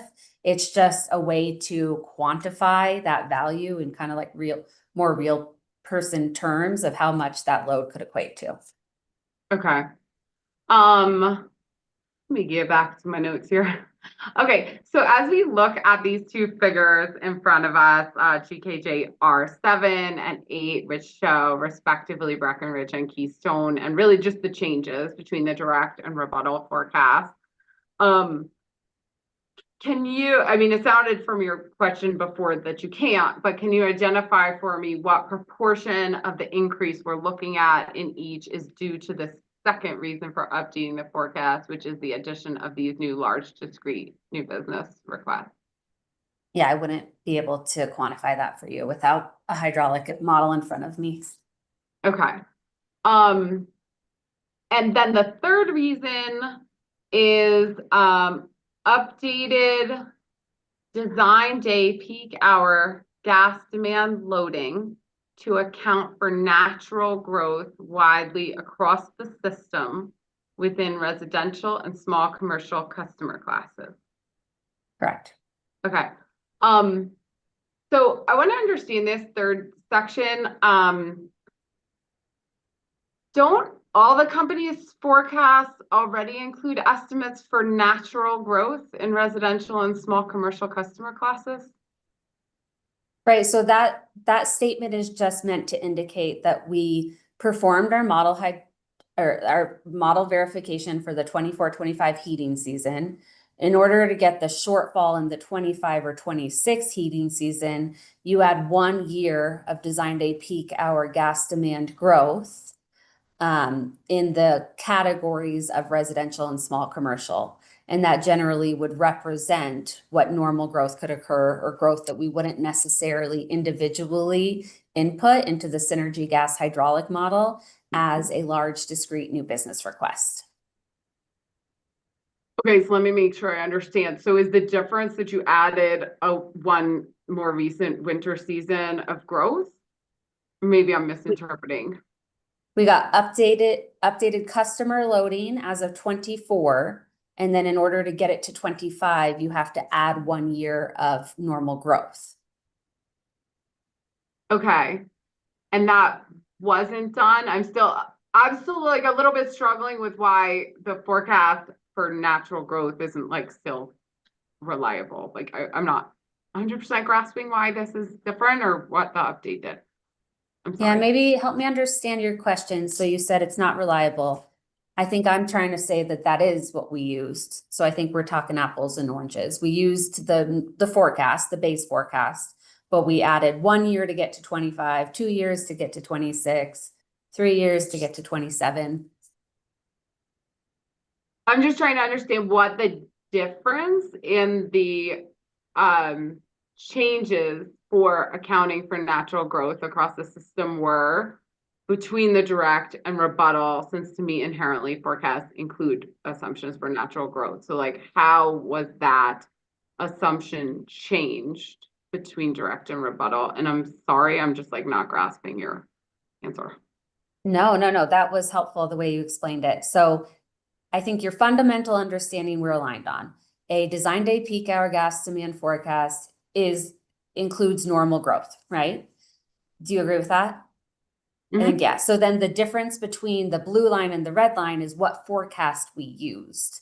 So in my direct testimony, we used what we're calling the original forecast, which was a forecast developed in 2022 that included CE assumptions in alignment with the 2023 biennial plan and strategic issues goals.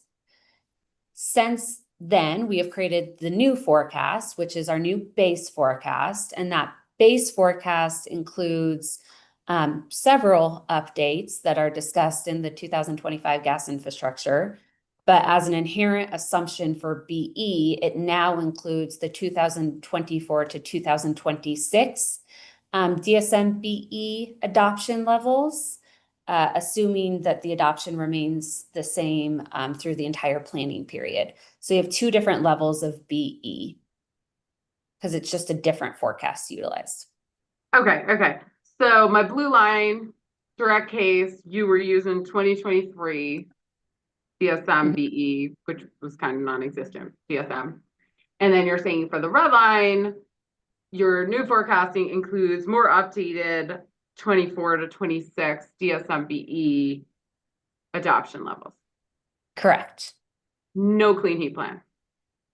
Not in the base forecast, no. Okay. And so, the 24 to 26 DSM and BE was, I guess I would say, more aggressive, included more BE. I mean, there wasn't BE planned before that, so clearly it includes more BE than none, than the 23 would have.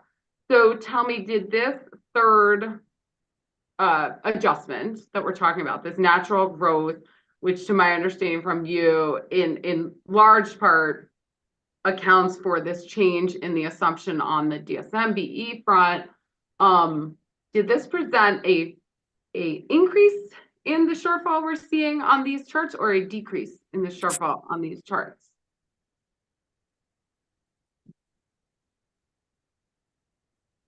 Just give me 1 second. If we don't want to change the screen, that's totally fine, but there is a table for your reference on page 49. It's table GKJR1, and it shows the differences in the forecasts. So the new base forecast, if you're looking at just the bottom column or bottom row, excuse me, for simplicity, it does believe that the growth is higher than was previously assumed in the original or direct testimony. So it would have increased the supply shortfall in Breckenridge Keystone and just generally in the Eastern Mountain Gas system. Okay. So I think you would probably agree with me that the update in DSM plans and BE probably had downward movement on that forecast. What provided all of the upward movement in the change in these natural growth forecasts between direct and rebuttal? I don't know that I would agree with you that it would be downward movement. And the reason why is it was the 2023 biennial plan and strategic issues docket, which as I understood did include targets for BE. So therefore there was BE included in that original forecast. So I wouldn't necessarily say that it would go down. And then Is it more BE than was approved in the 24 to 26 plan? I don't have the, I mean, as a reminder, right? Like I don't personally develop the customer account forecast for the company, so I can give you limited information as to what I know. I know what the assumptions are. I don't have the exact comparison in regards to what the adoption levels for BE were versus 2023 SI docket and the 2024 to 26 BE plan. Okay. But these are, as we're looking at this table, sorry, it's getting to be a long day.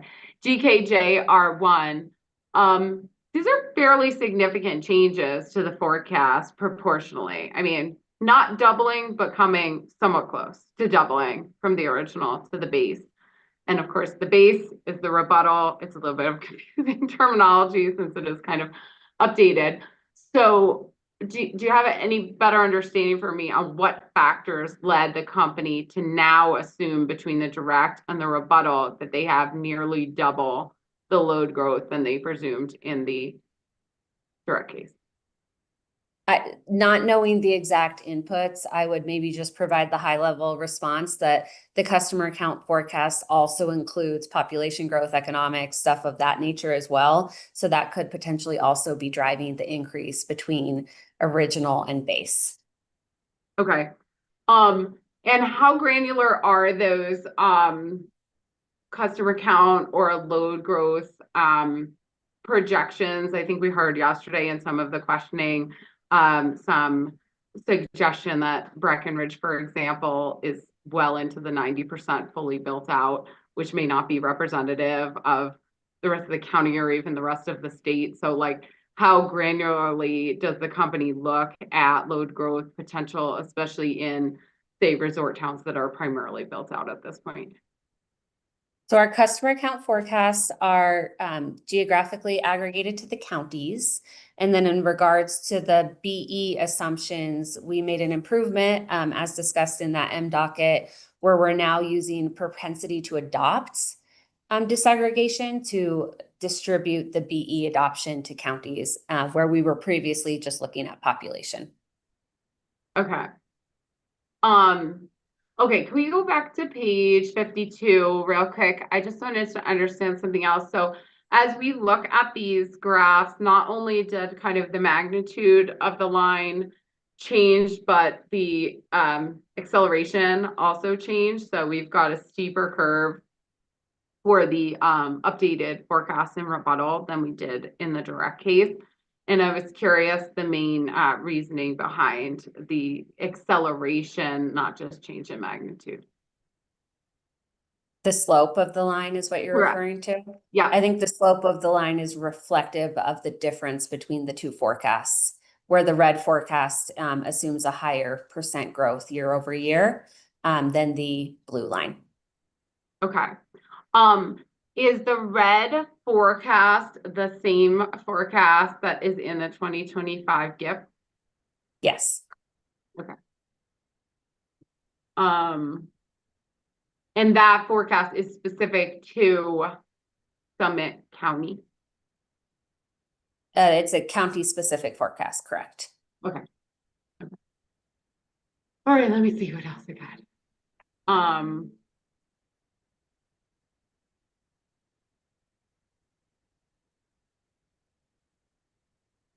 Sorry, I'll get there.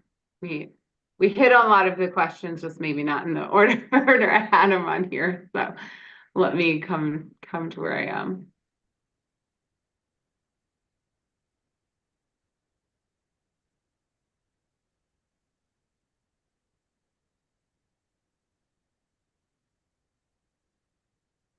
Okay, so just one more question with regard to the pie chart, the trustee pie chart. I think it was on page 24. But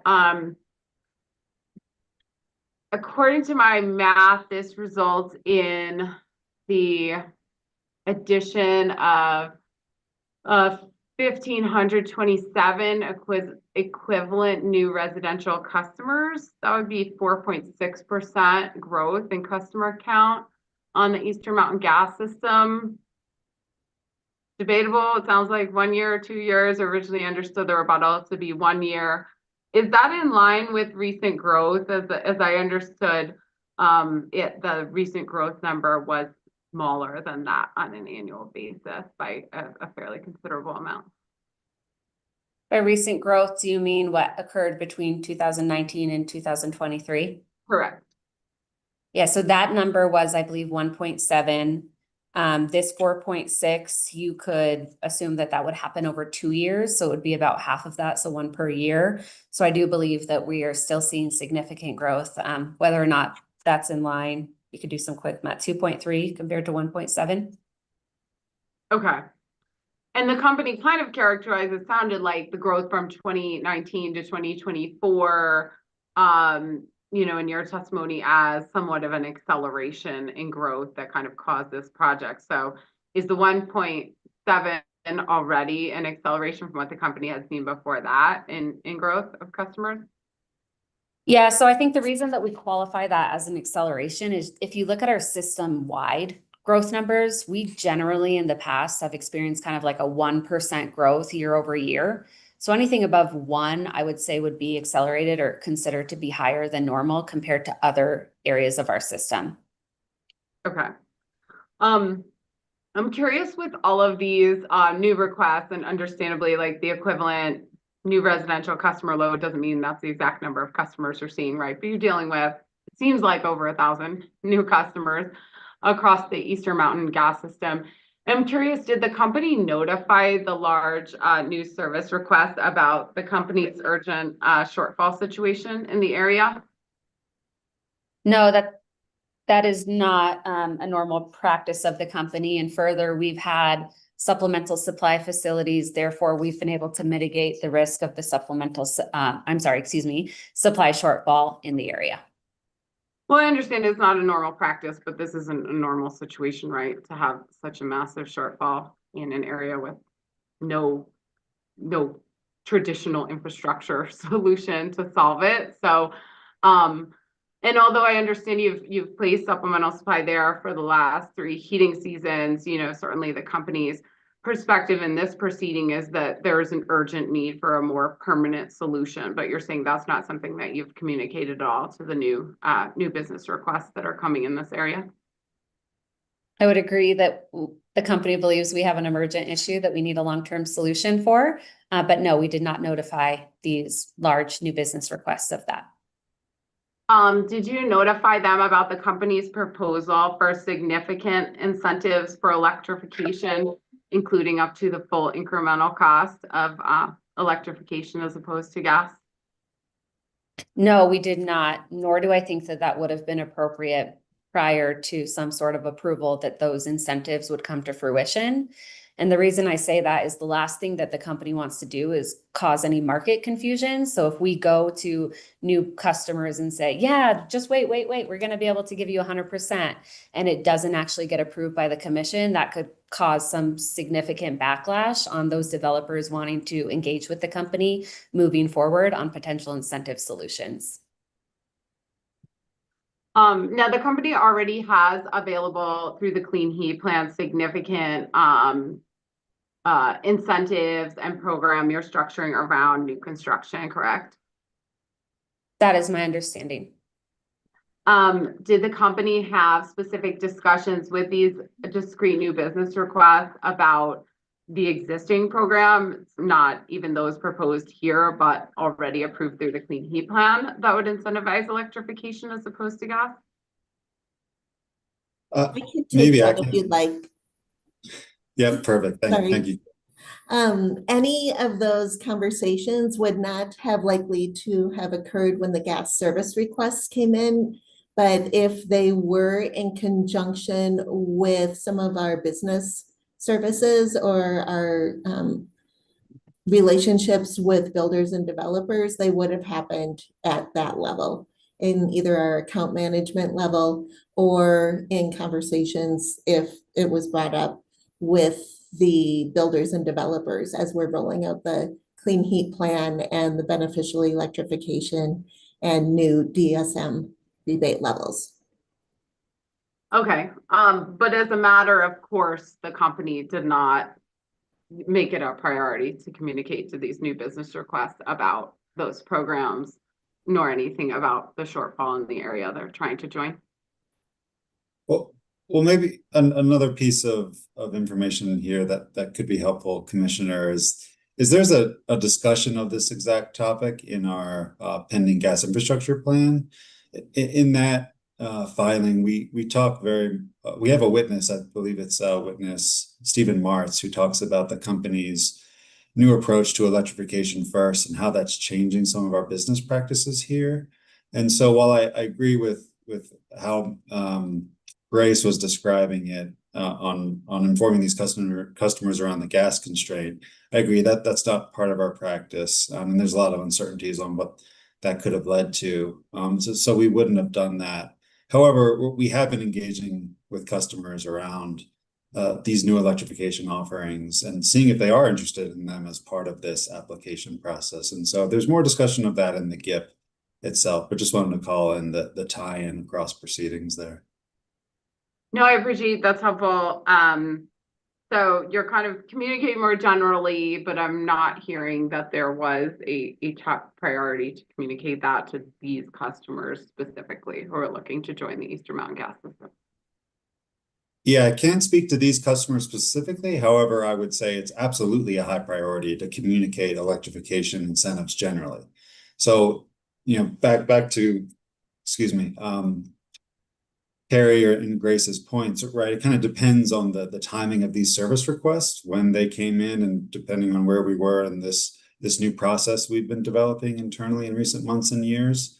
It's possible that these specific requests didn't get a ton of information around electrification, but it's also possible that they did. We just have to look into that in more detail. And I don't think the folks here in this virtual room have those details at their fingertips. Okay. Question, Ms. Jones, from your rebuttal, which I think we still have up, on page 9, you indicate that in 2024, the company added 1,400. Oh God, I hope I'm on the right page. Ms. Frederico, if you type in, 14,000, you type in 14,000, maybe we'll find it. In 2024, the company, thank you, added approximately 14,000 residential gas customers. And so far this year added 5,000 new residential gas customers. Is that accurate? That is correct, and those numbers are system-wide. Yeah, system-wide. And this would be as of, when did you submit your rebuttal? In July? That sounds correct. Okay, like early July, maybe. Yeah, time is flying. I'm sure if we scroll down, but too much scrolling in the middle of the year. Is there, what do you mean by added? Does that mean you got an application, or they actually are like taking service and occupying the premise? Taking, yes, a new service connection, so actually receiving gas service. Okay.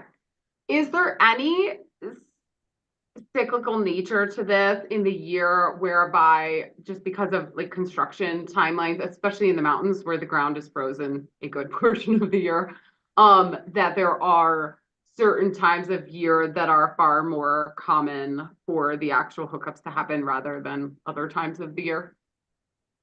I don't have data on that, unfortunately. Okay, no worries. But if we assume that this, I think we've established this came in early July or whatever, basically exactly halfway through the year. So in your system-wide numbers, the company had added 5,000 new residential customers halfway through the year. So just in a straight proportion, you would be down 30–40% off of what you would have seen in 2024 at 14,000 for the whole year. If it's representative of half the year and we just double it, that's 10,000, not 14,000 for 2025. Would you agree with that math? I would agree that, obviously I would agree that 5,000 times 2 is 10,000. I just am not certain that we're comparing apples to apples, given that the 14,000 is for a longer time period than the 5,000. Yeah, that's what I was trying to understand. Like, is there some cyclical nature you understand about it? If the ratio is a straight ratio, which makes an assumption, it would appear that the 2025 numbers are considerably lower. Yeah, unfortunately, I don't know much about the cyclical nature, so wouldn't be able to comment on that. Okay. On page 59 of your rebuttal, I hope I have the page right this time. Nope. Well, Gilman, I'm sorry to interrupt, but I saw Ms. Roberts come off mute and I didn't know if she had something to add sure. before we move on. Go ahead. Sure, I just wanted to talk a bit to the seasonality, and I do believe there is seasonality, as you were pointing out, Commissioner Gilman, with construction. And so if we're looking at, the first portion of the year, not quite knowing if it's half or not, I think we're generally speaking to the 5,000 could be a little bit low because these first months of the year are colder and you may see less construction. So generically, you're thinking the right ways there. I agree with you about when construction starts. I don't know about when construction ends. So if that's the determining factor, there might be a fair bet for any time of the year, but yeah, I'm not quite sure. Exactly. So if you're starting construction, the construction ends later, Right. which means the hookup's going to be on the later end of the year.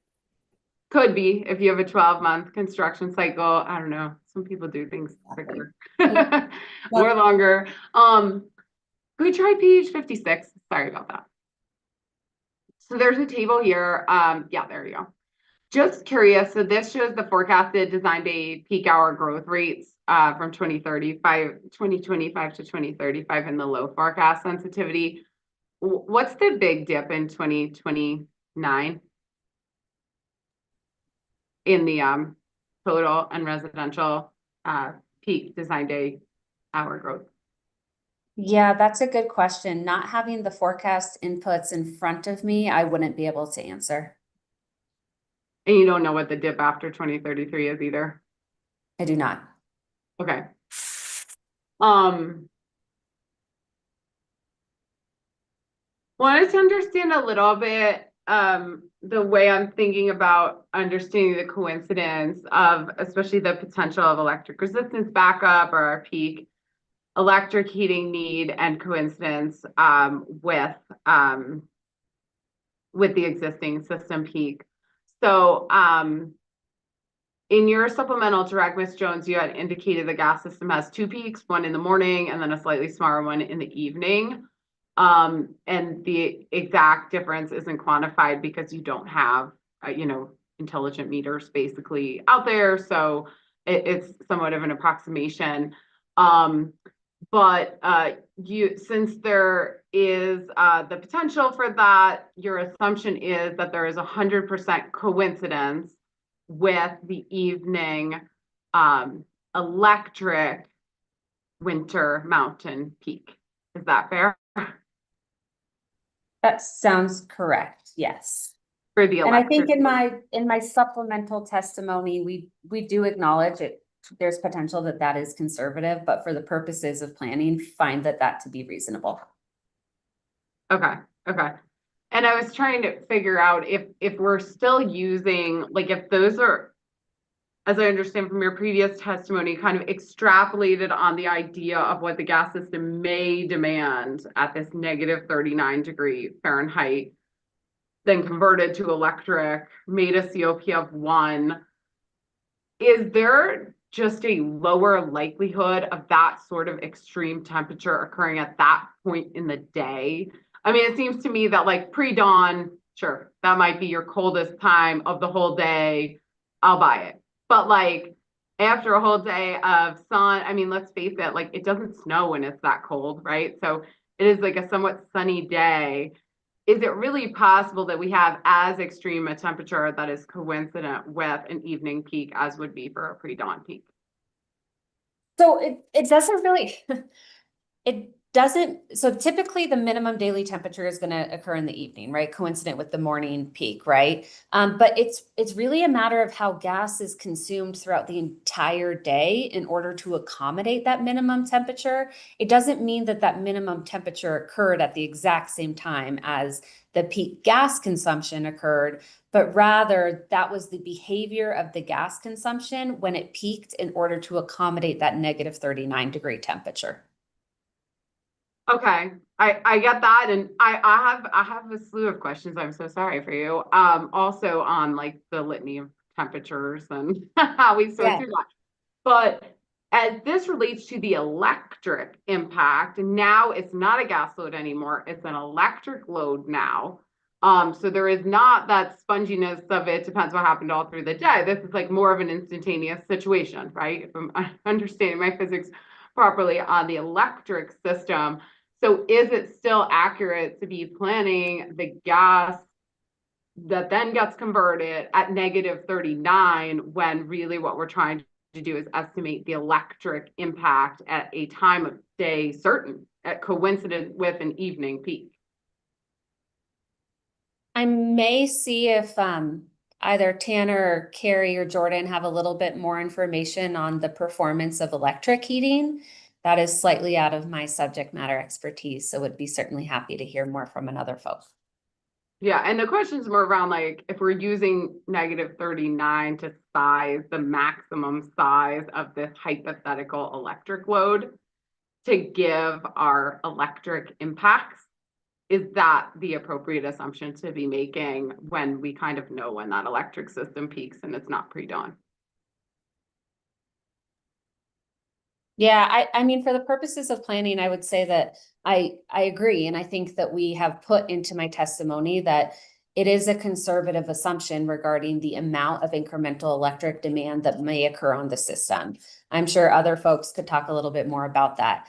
But as a reminder, this is really the value that we use in our CBA tool in order to calculate the marginal cost for distribution, transmission, and generation. So it's not perfect anyway. And for the purposes of the Mountain Energy Project, what that led to was the realization that a hybrid portfolio, particular hybrid portfolio 2, was cost effective as compared to any traditional gas infrastructure project that the company would propose. So in my opinion, this is more of a fringe argument. Did we get the number perfectly correct? Probably not. And I think that that's acknowledged. But for the purposes of comparing one mutually exclusive option to another, I do think it's reasonable. Okay. I do want to wrap us up relatively soon because I said 4 o'clock, so I intend to mean 4 o'clock. Maybe one more question. No. I'll save it for tomorrow. It will probably go into some tangent. Just want to check with you, Ms. Brahma, Ms. Pacheco, anything before we take a recess until 9 a.m. tomorrow? Yes, Commissioner Gilman, I think we thought perhaps it would just be worth asking, do you need all the witnesses tomorrow, or are there any witnesses we can excuse at this point from your perspective? I'm gonna get, I have some more questions. I'll just give you some areas on end use assumptions, GIP relationship and identification, NPAs more specifically, cost recovery, supplemental supply. So I don't know that excludes anyone, but that's what I have left. But I finished probably most of the forecasting and some shortfall questions. So. Okay. Thank you. That's helpful to know. We thought we should at least ask the question just in case they're not. I think the other question was just about timing for tomorrow, and since we only have one day of hearing left, and the other witnesses and UCA's cross and some other cross, we just maybe thought it'd be worth checking in on timing overall. Yep, I got it here. Hold on, I'll pull it up. I think if you've got 3 or so hours of cross tomorrow. I think that was our math roughly as well. Yeah, I've got 3.8. Well, I subbed in a little bit. I think Mr. Sarah might have just a couple questions. So 3.8. So I think we're going to be okay, but I'll certainly be trying to move prudently along, and I think people should be available for the afternoon, but we'll make sure it happens tomorrow. Thank you. Yeah, thanks for checking. Any other matters from anyone else before we wrap up today? Okay, in that case, we will be in recess until 9 a.m. tomorrow. I'll see y'all at 9 a.m. tomorrow. First thing will be, I'll continue questioning this panel. We'll go to redirect, and then we will move into witnesses from the other parties, starting with staff. Perfect. Thank you. Thank you. Appreciate it. Everyone enjoy your night.